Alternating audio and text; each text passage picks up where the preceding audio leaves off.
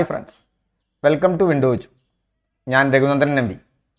Kerala PSC LDC LGS എക്സാമുകൾക്ക് prepare ചെയ്യുന്നവർക്ക് വേണ്ടി ഈ കഴിഞ്ഞ തിരുവനന്തപുരം അതുപോലെ തന്നെ കൊല്ലം, കണ്ണൂർ ജില്ലകളിലെ ഓരോ ചോദ്യവും അതിൻ്റെ അനുബന്ധ വസ്തുതകളും അത് SCRT പാഠഭാഗത്തു നിന്നാണോ അതോ പ്രീവിയസ് ഇയർ ക്വസ്റ്റ്യൻസ് നിന്നാണോ അതോ അല്ലേ എന്ന് പരിശോധിച്ചു പോകുന്നൊരു ഭാഗമാണ്. ഇതിൻ്റെ ഗുണം എന്താ വെച്ചാൽ ഏതാണ് പഠിക്കേണ്ടത് എന്നുള്ളത് നിങ്ങൾക്ക് കൃത്യമായ ധാരണ കിട്ടും. അപ്പം നമ്മൾ കഴിഞ്ഞ ഇതുവരെ 16 ചോദ്യങ്ങളാണ് തിരുവനന്തപുരം, കൊല്ലം, കണ്ണൂർ ജില്ലകളിൽ നടന്ന എക്സാമിൽ നിന്ന് 16 ചോദ്യങ്ങൾ വിശകലനം ചെയ്തപ്പോൾ അതിൽ 15 ചോദ്യങ്ങൾ എവിടെ നിന്നാണ്? അതിലെ 15 ചോദ്യങ്ങളും പ്രീവിയസ് ഇയർ ക്വസ്റ്റ്യൻസ് നിന്നാണ്, SCRT ബുക്കിൽ നിന്നാണ്. ഈ 15 ചോദ്യങ്ങളും 2020 മുതൽ 2024 വരെയുള്ള എന്താണ് മുൻകാല ചോദ്യങ്ങളിൽ നിന്നോ SCRT ടെക്സ്റ്റ് ബുക്കിൽ നിന്നോ ആണ്. ഒരു ചോദ്യം മാത്രം കിട്ടണമായിരുന്നെങ്കിൽ 2000 മുതൽ 2024 വരെയുള്ള ചോദ്യശേഖരം പഠിക്കണം. അപ്പോൾ വലിയ ഭാഗത്തേക്ക് പോവാതെ ഈ പ്രീവിയസ് ഇയർ ക്വസ്റ്റ്യൻസ് തന്നെ ഒതുങ്ങി നിന്നാൽ മതി. അപ്പോൾ പലരും പറയുന്നുണ്ട് പ്രീവിയസ് ഇയർ ക്വസ്റ്റ്യൻസ് നോക്കിയാൽ പോരാ. ശരിയാണ്, കഴിഞ്ഞ 2 മാസം ഈ കഴിഞ്ഞ തിരുവനന്തപുരമോ കണ്ണൂർ, കൊല്ലം ജില്ലകളിലെയോ പ്രീവിയസ് ഇയർ ക്വസ്റ്റ്യനും അതിൻ്റെ അനുബന്ധ വസ്തുക്കളും അല്ല നിങ്ങൾ പഠിക്കേണ്ടത്. ആ 2000 മുതൽ 2024 വരെ ഈ പങ്ക്തിയുടെ പ്രത്യേകത എന്താ? ഒരു ചോദ്യം വന്നാൽ 2020 മുതൽ 2024 വരെയുള്ള എല്ലാ ചോദ്യങ്ങളും കവർ ചെയ്തുകൊണ്ടാണ് നമ്മൾ പോകുന്നത്. ഒരൊറ്റ ചോദ്യത്തിന് അതുവരെയുള്ളത് കവർ ചെയ്തുകൊണ്ടാണ് പോകുന്നത്, ഓരോരോ വിഷയങ്ങളായിട്ട്. അപ്പോൾ നിങ്ങളെ സംബന്ധിച്ചിടത്തോളം നിങ്ങൾക്കിത് റിവിഷനാണ്. ഏതെങ്കിലും പഠിക്കാത്ത ഭാഗമുണ്ടെങ്കിൽ അത് കവർ ചെയ്യുന്ന ഒരു ഭാഗമാണ്. മറ്റൊരു പ്രത്യേകത, നിങ്ങൾക്കത് കോൺഫിഡൻസ് തീർച്ചയായും കിട്ടും. കാരണം ആ ചോദ്യങ്ങൾ എവിടെ നിന്നാണ് വരുന്നതെന്ന് ഞാൻ പറയുന്നുണ്ട്, വെറുതെ പറയല്ല.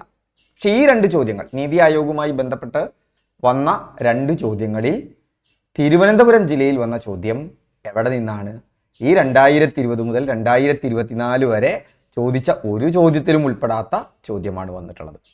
പക്ഷേ ആ ചോദ്യം നമുക്ക് കുറച്ചൊരു ധാരണയുണ്ടെങ്കിൽ, ഒരു ഇൻ്റലിജൻറ്റ് ഗസ് ഉണ്ടെങ്കിൽ നമുക്കത് പൊളിച്ചെടുക്കാനും പറ്റും, ബാക്കി എല്ലാ ചോദ്യങ്ങളും. അപ്പോൾ അതിവിടെ ഇൻ്റലിജൻറ്റ് ഗസ് നമുക്ക് സഹായകരമായിട്ട് മാറും. അപ്പോൾ ആ ചോദ്യവുമായി ബന്ധപ്പെട്ട വിശദമായ കാര്യങ്ങൾ കൂടി ഞാൻ ഈ വീഡിയോയിൽ ഉൾപ്പെടുത്തിയിട്ടുണ്ട്. അപ്പോൾ 2020 മുതൽ 2024 വരെ PSC ചോദിച്ച നമ്മുടെ നീതി ആയോഗുമായി ബന്ധപ്പെട്ട ചോദ്യങ്ങളാണ് നമ്മൾ ഇന്ന് ചർച്ച ചെയ്യുന്നത്. നീതി ആയോഗിൻ്റെ ചുമതലകളിൽ ഉൾപ്പെടാത്ത പ്രസ്താവന ഏത്? ഇത് കൊല്ലം ജില്ലയിൽ വന്നതാണ്. ഇത് മുൻകാല ചോദ്യം വന്ന് പഠിച്ച് പോയ ഒരാൾക്ക് ഈസി ആയിട്ട് ചെയ്യാൻ പറ്റും. മുൻകാല ചോദ്യങ്ങൾ പിന്നീട് നമുക്ക് പഠിക്കുമ്പോൾ നമുക്കത് കാണാനും പറ്റും. അപ്പോൾ ചെയർപേഴ്സൺ സ്ഥാനം അലങ്കരിക്കുന്നത് പ്രധാനമന്ത്രിയാണ്. ശരിയാണ്. കേന്ദ്ര സംസ്ഥാന സർക്കാരുകൾക്ക് സാങ്കേതിക സഹായം നൽകുന്നു. അതും ശരിയാണ്. വിദഗ്ധോപദേശ സമിതിയായി പ്രവർത്തിക്കുന്നു. അതും ശരിയാണ്. മുൻകാല ചോദ്യങ്ങൾ കണ്ടിട്ടുണ്ടെങ്കിൽ ഇത് കൃത്യമായിട്ട് ഈ 3 പ്രസ്താവനയും ശരിയാണെന്ന് മനസ്സിലാക്കാൻ പറ്റും. പക്ഷേ ഇത് തെറ്റാണ്.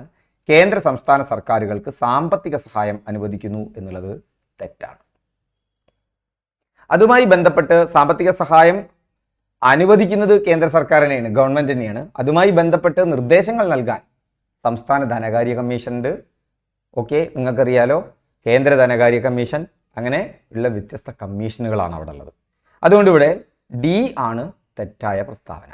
മുൻകാല ചോദ്യമുണ്ടെങ്കിൽ സുഖമായി ചെയ്തു പോകാൻ പറ്റും. 2020 മുതൽ 2024 വരെയുള്ള ചോദ്യങ്ങൾ കവർ ചെയ്തു പോയ ഒരാൾക്ക് ഈ ഉത്തരം കിട്ടിയിരിക്കും. അത് നമുക്ക് കാണാൻ പറ്റും. കുറച്ച് കഴിഞ്ഞാൽ ഞാനത് പറയുന്നുണ്ട്. എന്നാൽ ഇത് കൊല്ലത്ത് വന്ന ചോദ്യമാണ്. എന്നാൽ തിരുവനന്തപുരത്ത് വന്ന ചോദ്യം എന്താ? നീതി ആയോഗിൻ്റെ ചില സംരംഭങ്ങളും അവയുടെ ലക്ഷ്യങ്ങളും താഴെ നൽകിയിരിക്കുന്നു. ഓരോ സംരംഭത്തിൻ്റെയും ലക്ഷ്യത്തെ സൂചിപ്പിക്കുന്ന ഓപ്ഷൻ കണ്ടെത്തുക. ഇത് കേന്ദ്ര സർക്കാരിൻ്റെ പദ്ധതികളെക്കുറിച്ചും അവരുടെ പ്രോഗ്രാമുകളെക്കുറിച്ചും വിശദമായി പഠിച്ചു പോയ ഒരാൾക്ക് ലഭിക്കും, അല്ലാത്തൊരാൾക്ക് ഇത് ലഭിക്കില്ല. മുൻകാല ചോദ്യങ്ങളിലൊന്നും ഇത് പ്രത്യക്ഷപ്പെട്ടിട്ടില്ല. എൻ്റെ ശ്രദ്ധയിൽപ്പെട്ട മുൻകാല ചോദ്യങ്ങളിലൊന്നും ഇത് പ്രത്യക്ഷപ്പെട്ടിട്ടില്ല. പക്ഷെ അവിടെ നമുക്കൊരു ഇൻ്റലിജൻറ്റ് ഗസ് ഉപയോഗിക്കാം. അടൽ ഇന്നൊവേഷൻ മിഷൻ നിങ്ങൾക്ക് അറിയില്ലെങ്കിൽ നിങ്ങൾ വിട്ടു. അടുത്തതാ മെഥനോൾ സമ്പൽഘടന. മെഥനോളുമായി ബന്ധപ്പെട്ട് ചോദ്യങ്ങൾ വന്നിട്ടുണ്ട് മുൻകാലങ്ങളിൽ. ഇപ്പം മെഥനോളിനെ കുറിച്ച് നമ്മൾ തന്നെ കറണ്ട് അഫയേഴ്സിൽ ഒരു ക്ലാസ് എടുത്തിട്ടുണ്ട്. അത് പോയ ഒരാൾക്ക് മെഥനോൾ സമ്പൽഘടന എന്ന് പറഞ്ഞാൽ നിങ്ങൾക്കറിയാം അതെന്താണ്. അത് പെട്രോളിന് തുടങ്ങിയ പരമ്പരാഗത ഊർജ സ്രോതസ്സുകൾക്ക് പകരമുള്ള ഒരു ആൾട്ടർനേറ്റീവ് സ്രോതസ്സാണ്. ഇപ്പം അവിടെ ആലോചിക്കുന്ന ഒരാൾക്കറിയാം അവിടെ എണ്ണ ഇറക്കുമതി ബിൽ കുറയ്ക്കൽ അതുമായി ബന്ധപ്പെട്ടതാണ്. അപ്പോൾ 2നെ നമുക്ക് C ആയിട്ട് കണക്ട് ചെയ്യാം. ആ മെഥനോൾ അറിയുമെന്നുണ്ടെങ്കിൽ ഈ കറണ്ട് അഫയേഴ്സ് ക്ലാസ് കണ്ടുപോയ ഒരാൾക്ക് ഒരു ഇൻ്റലിജൻറ്റ് ഗസ്സും കൂടി ഉണ്ടെങ്കിൽ ആ ചോദ്യത്തിന് ഉത്തരം കിട്ടും. കാരണം നമ്മൾ മെഥനോളുമായി ബന്ധപ്പെട്ട് ഡീറ്റെയിൽഡ് ആയിട്ട് ഒരു 6-7 മിനിറ്റ് നീണ്ടു നിൽക്കുന്ന ഒരു ഭാഗം കറണ്ട് അഫയേഴ്സിൻ്റെ ഭാഗമായി മെഥനോൾ വന്നപ്പോൾ നമ്മൾ ചെയ്തിട്ടുണ്ട്. അതുകൊണ്ടാണ് ഈ കറണ്ട് അഫയേഴ്സ് വരുമ്പോൾ ഞാൻ അതുമായി ബന്ധപ്പെട്ട് റിലവൻ്റ് ആയിട്ടുള്ള പോർഷൻ കവർ ചെയ്യുന്നത്. അപ്പോൾ അവിടെ നമുക്കറിയാം 2 സി ആണ് മാച്ച് ചെയ്യുന്നത്. നോക്കൂ, ഇവിടെ 2 സി ആണ്, ഇവിടെ 2 സി ആണ്, ഇവിടെ 2 സി ആണ്. എന്തായാലും എ എന്നുള്ള ഓപ്ഷൻ നമ്മുടെ അടുത്ത് ഒഴിവായി കിട്ടിയല്ലോ. ഇനി അടുത്തത് സഹകരണ ഫെഡറലിസം. ഫെഡറൽ എന്ന് പറഞ്ഞാൽ നമുക്കറിയാം അല്ലേ, സംയുക്ത ഭരണ വ്യവസ്ഥ, ഫെഡറലിസം, ജനാധിപത്യ വ്യവസ്ഥ, ഇതൊക്കെ നമ്മൾ SCERT ടെക്സ്റ്റ് ബുക്കിൻ്റെ ഭാഗമായിട്ടുള്ള ക്ലാസ്സുകളിൽ പഠിച്ചിട്ടുണ്ട്. അപ്പോൾ ഫെഡറലിസം വരുമ്പോൾ അത് സംസ്ഥാനങ്ങളുടെ പ്രവർത്തനങ്ങളുമായി ബന്ധപ്പെട്ടതാണ്. ആ സംസ്ഥാനങ്ങളുമായി ബന്ധപ്പെട്ടതാണ് ഫെഡറലിസം. അങ്ങനെ നോക്കുമ്പോൾ നമുക്കറിയാം ഇവിടെ ഡി മാത്രമേ അതിന് പറ്റിയൊരു ഓപ്ഷൻ ഉള്ളൂ. അപ്പം 3D ആണ്. 3D എന്ന് ഇവിടെയും വരുന്നുണ്ട്. നോക്കൂ, ഇവിടെ 3D വരുന്നില്ല, ഇവിടെ 3D വരുന്നില്ല. അതുകൊണ്ട് ഇത് രണ്ടും തെറ്റായി. നമുക്ക് ഉത്തരം കിട്ടി, സി എന്നുള്ള ഉത്തരം കിട്ടി. നിങ്ങൾക്ക് അടൽ ഇന്നോവേഷൻ മിഷൻ എന്താണെന്ന് അറിയണ്ട, ശൂന്യ ക്യാമ്പയിൻ എന്താണെന്ന് അറിയണ്ട, പക്ഷേ ഈ മാർക്ക് ഇവിടുന്ന് പോരും. അതിനാണ് നമ്മൾ ഇൻ്റലിജൻറ്റ് ഗസ്. നമുക്ക് നിലവിലുള്ള ധാരണ വെച്ച് കൃത്യമായ ഒരു ഉത്തരത്തിലേക്ക് നമുക്ക് എത്തിച്ചേരാൻ പറ്റും. പക്ഷെ നമുക്ക് ഇതിനെക്കുറിച്ച് പഠിക്കാം, ഇത് പുതുതായി വന്നതാണ്. അപ്പം അവിടെ ഇൻ്റലിജൻറ്റ് ഗസ്സിൽ നമുക്ക് ക്രാക്ക് ചെയ്യാൻ പറ്റാവുന്ന ഒരു ക്വസ്റ്റ്യനേ ഉള്ളൂ. ചുരുക്കം പറഞ്ഞാൽ നല്ല രീതിയിൽ ചോദ്യങ്ങൾ പരിശീലിച്ചു പോകുന്ന, അതിൻ്റെ സ്ട്രാറ്റജി അറിയാവുന്ന ഒരാളെ സംബന്ധിച്ചിടത്തോളം നമ്മൾ ഈ കൈകാര്യം ചെയ്ത 17 ചോദ്യങ്ങളിൽ 17 മുൻകാല ചോദ്യങ്ങളിൽ നിന്നും SCERT ബുക്കിൽ നിന്നും അയാൾക്ക് കിട്ടാവുന്നതേ ഉള്ളൂ. എന്നിട്ടാണോ നിങ്ങൾ LDCക്ക് വേണ്ടി വിശാലമായി പഠിക്കണമെന്ന് പറയുന്നത്? ഇപ്പം പല യൂട്യൂബ് വീഡിയോസിലും ഞാൻ കാണാറുണ്ട്, നിങ്ങൾ കഴിഞ്ഞ ചോദ്യത്തിൻ്റെ പാറ്റേൺ അനുസരിച്ച് പഠിച്ചു പോയിട്ട് കാര്യമില്ല. കഴിഞ്ഞ 2 ചോദ്യപേപ്പർ അല്ല നമ്മൾ നോക്കേണ്ടത്. 2020 മുതൽ 2024 വരെയുള്ള ചോദ്യങ്ങൾ ആദ്യം കഴിക്കുക. അത് കഴിക്കുകയും അതിനനുസരിച്ച് SCERT ബുക്കും പഠിക്കുക. ഒരു നല്ല റാങ്ക് ഫയൽ എടുത്തിട്ട് അതുമായി ബന്ധപ്പെട്ട വസ്തുതകൾ മാത്രം പഠിച്ചു പോവുക. അത് മൊത്തം റാങ്ക് ഫയൽ പഠിച്ചു പോകണ്ട. അങ്ങനെയുള്ള ഒരാൾക്ക് ഈ എക്സാം ക്രാക്ക് ചെയ്യാൻ പറ്റും, ഗ്യാരണ്ടിയാണ്. പഠിച്ചത് ഉറപ്പിക്കുകയും വേണം, കൺസെപ്റ്റ് മനസ്സിലാക്കി പഠിക്കുകയും വേണം. ഓക്കെ, ഇനി മറ്റൊരു പ്രധാനപ്പെട്ട ഘടകമുള്ളത്, നിങ്ങളെ സംബന്ധിച്ചിടത്തോളം നിങ്ങൾക്ക് അങ്ങനെ കണ്ടെത്താനും, ചിലപ്പോൾ മാത്സ് ഇംഗ്ലീഷൊക്കെ ബുദ്ധിമുട്ടാവും, അല്ലെങ്കിൽ ഇതന്നെ ബുദ്ധിമുട്ടാവും ഇങ്ങനെ കണ്ടെത്താൻ. നമ്മുടെ കോഴ്സ് ഉണ്ട്, കോഴ്സിനെ കുറിച്ച് ഞാൻ പിന്നീട് പറയാം. 3500 രൂപയേ ഉള്ളൂ. അപ്പോൾ 1000-നും 1500-നും 600-നും ഒക്കെ ഇല്ലേന്ന് ചോദിക്കും. ഇവിടെ വിത്ത് മെൻറ്ററിങ് ആണ്. വിത്ത് മെൻറ്ററിങ് നിങ്ങൾ ജോയിൻ ചെയ്ത കുട്ടികളെ പരിചയം ഉണ്ടെങ്കിൽ ചോദിച്ചു നോക്കൂ. എല്ലാ ദിവസവും ഡയറക്ഷൻ കൊടുത്തുകൊണ്ടുള്ളതാണ്. കുറിച്ച് വിശദമായി പറയാം. അപ്പം നമുക്ക് മറ്റു ചോദ്യങ്ങളിലേക്ക് പോകാം. നീതി ആയോഗിനെ സംബന്ധിച്ച് താഴെ തന്നിരിക്കുന്ന പ്രസ്താവനകളിൽ ശരിയായവ ഏതല്ല?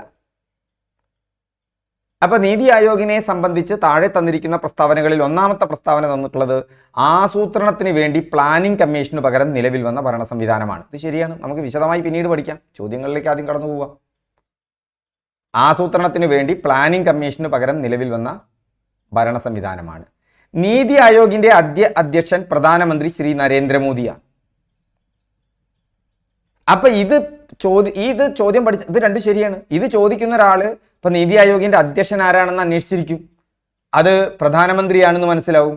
അപ്പൊ ഇവിടെ കണ്ടുവോ, ഇവിടെ ചെയർപേഴ്സൺ സ്ഥാനം അലങ്കരിക്കുന്നത് പ്രധാനമന്ത്രിയാണ് എന്നുള്ളത് അവിടുന്ന് തന്നെ കിട്ടി. ഓക്കെ, അല്ലാതെ ആ ചോദ്യം അപ്പടി ചോദിക്കുമെന്നല്ല പറയുന്നത്. 2015 ജനുവരി 1 നിലവിൽ വന്നു, അതും ശരിയാണ്. നീതി ആയോഗിന്റെ ആസ്ഥാനം ഡൽഹിയാണ്, അതും ശരിയാണ്. നോക്കൂ, ഒരു ചോദ്യം നമ്മൾ അറ്റൻഡ് ചെയ്തതോടുകൂടി നമുക്ക് വിവരങ്ങൾ കിട്ടി. ആസൂത്രണത്തിന് വേണ്ടി പ്ലാനിംഗ് കമ്മീഷന് പകരം നിലവിൽ വന്നതാണ്. ഇപ്പം പണ്ട് ആസൂത്രണത്തിന് എന്തായിരുന്നു? പ്ലാനിംഗ് കമ്മീഷനായിരുന്നു. അതിൻ്റെയും അധ്യക്ഷൻ പ്രധാനമന്ത്രി തന്നെയായിരുന്നു, ഇതിൻ്റെ അധ്യക്ഷനും പ്രധാനമന്ത്രി തന്നെയാണ്. ഓർത്തു വെക്കാൻ പറ്റിയ ഒരു കൊല്ലമാണ്. പലപ്പോഴും കൊല്ലങ്ങളാണ് ബുദ്ധിമുട്ടാറ് അല്ലേ. 2015 ജനുവരി 1 ഓർത്തു വെക്കാൻ പറ്റും. നീതി ആയോഗിൻ്റെ ആസ്ഥാനം ഡൽഹിയാണ്. പോലീസ് കോൺസ്റ്റബിൾ 2023 ചോദിച്ച ചോദ്യമാണ്. ഇനി നമുക്ക് നീതി ആയോഗിൻ്റെ പ്രധാന സംരംഭങ്ങൾ എന്തെല്ലാമാണെന്ന് നോക്കാം. നീതി ആയോഗ് എന്ന് പറഞ്ഞാൽ ഇന്ത്യയുടെ സുസ്ഥിരവും സസ്റ്റൈനബിളായ, നിലനിൽക്കുന്ന, സമഗ്രവുമായ, കോംപ്രിഹെൻസീവ് ആയിട്ടുള്ളൊരു വികസനം ലക്ഷ്യമിട്ട് നിരവധി സുപ്രധാന സംരംഭങ്ങൾക്ക് തുടക്കമിട്ടിട്ടുണ്ട്. ഇതിൻ്റെ വെർട്ടിക്കൽ പ്രോഗ്രാംസ് എന്ന് പറയും. ഈ സംരംഭങ്ങൾക്ക് വിവിധ മേഖലകളിലെ വെല്ലുവിളികൾ പരിഹരിക്കാനും പുരോഗതി ത്വരിതപ്പെടുത്താനുമാണ് ലക്ഷ്യമിടുന്നത്. പല മേഖലകളിലുമുള്ള വെല്ലുവിളികളും അതിലെ പുരോഗതി ത്വരിതപ്പെടുത്താനുമാണ്. അതിലൊന്നാണ് Atal innovation mission. Atal innovation mission എന്ന് പറഞ്ഞാൽ സർവകലാശാല, വ്യവസായങ്ങൾ എന്നിവയിൽ നൂതന ആശയങ്ങൾക്കും സംരംഭകത്വത്തിനും അനുകൂലമായ ഒരു ആവാസ വ്യവസ്ഥ സൃഷ്ടിക്കുക. ഒരു എക്കോ സിസ്റ്റം ഉണ്ടായിരിക്കണം. പുതിയ ലോകമാണ്, അത് ടെക്നോളജി ഡ്രിവൺ ആണ്, ഡാറ്റ ഡ്രിവൺ ആണ്, അങ്ങനെയൊക്കെയുള്ള ഒരു ലോകമാണ് ഇന്നത്തേത്, അല്ലേ? അപ്പം അവിടെ ഇന്നവേഷന് വലിയ പ്രാധാന്യമുണ്ട്, നൂതന ആശയങ്ങൾക്ക് വലിയ പ്രാധാന്യമുണ്ട്.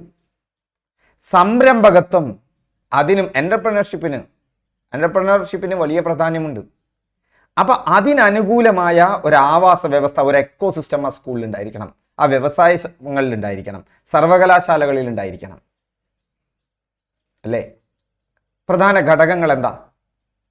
അതിൻ്റെ Atal tinkering lab, Atal incubation centres, Atal new India challenges, mentor India campaign. ഇതൊക്കെ ഒന്ന് ഓർത്തു വയ്ക്കുക, ഈ പേരൊക്കെ. ഒക്കെ അടലുണ്ട്. അടലുണ്ടെങ്കിൽ ഈ സംരംഭകത്വം, നൂതന ആശയങ്ങൾ, ഇതൊക്കെ വരും.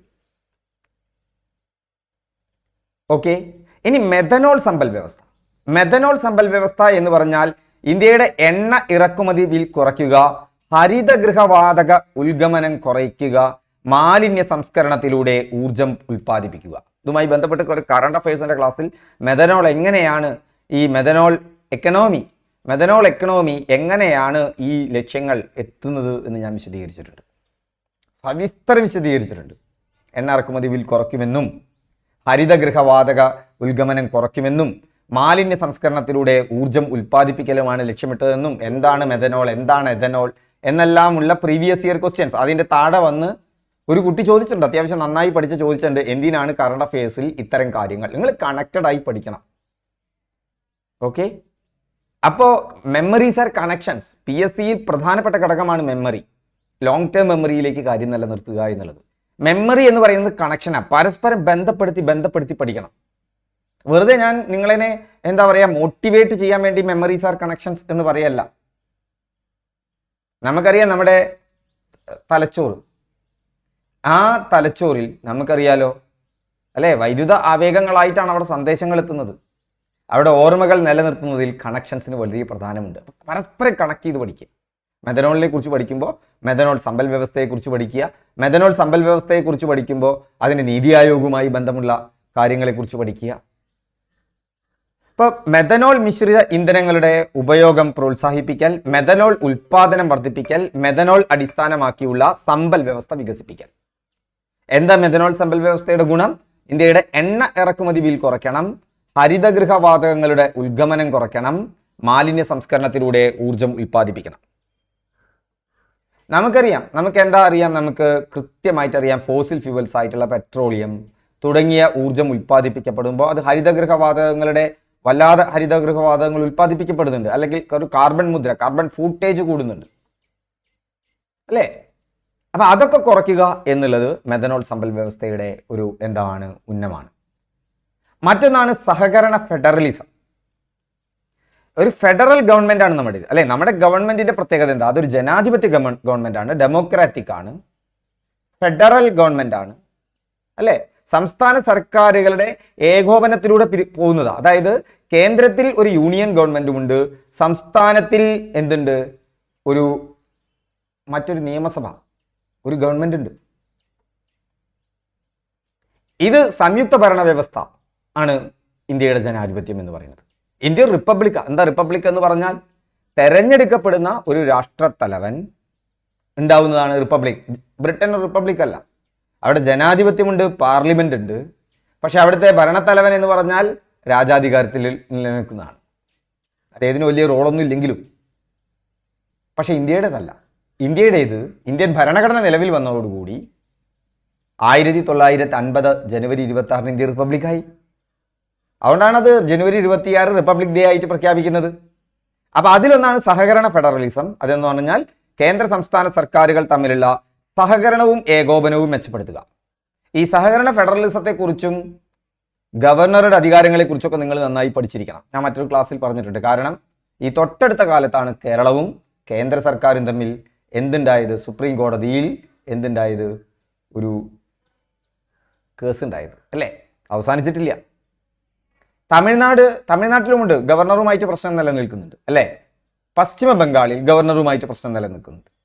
അപ്പം അതിലെ ശരിതെറ്റുകളെ കുറിച്ചൊക്കെ നമുക്ക് പിന്നീട് പറയാം. അത് ഇങ്ങനത്തെ ഒരു PSC ക്ലാസ്സിലല്ലല്ലോ പറയേണ്ടത്. പക്ഷെ നിങ്ങളത് അറിഞ്ഞിരിക്കണം. നിങ്ങളതിലെ ഏതെങ്കിലും ഒരു ഭാഗത്തിരുന്ന് ചിന്തിച്ചുകൊണ്ടല്ല, അതിൻ്റെ നിയമങ്ങൾ എന്താണ്, അതിൻ്റെ ഭരണഘടനാപരമായ വകുപ്പുകളെ കുറിച്ചാണ് നിങ്ങൾ അറിഞ്ഞിരിക്കേണ്ടത്, അവിടെ നടക്കുന്ന സംഭവങ്ങളെക്കുറിച്ചും. അപ്പോൾ CV ആനന്ദ ബോസാണ് പശ്ചിമ ബംഗാളിലെ ഗവർണർ എന്ന് നിങ്ങൾ മനസ്സിലാക്കും. അയാൾ മലയാളിയാണെന്ന് മനസ്സിലാക്കും. ഓക്കെ. അപ്പം ഇനി അടുത്താണ് ശൂന്യ ക്യാമ്പയിൻ, സീറോ ക്യാമ്പയിൻ.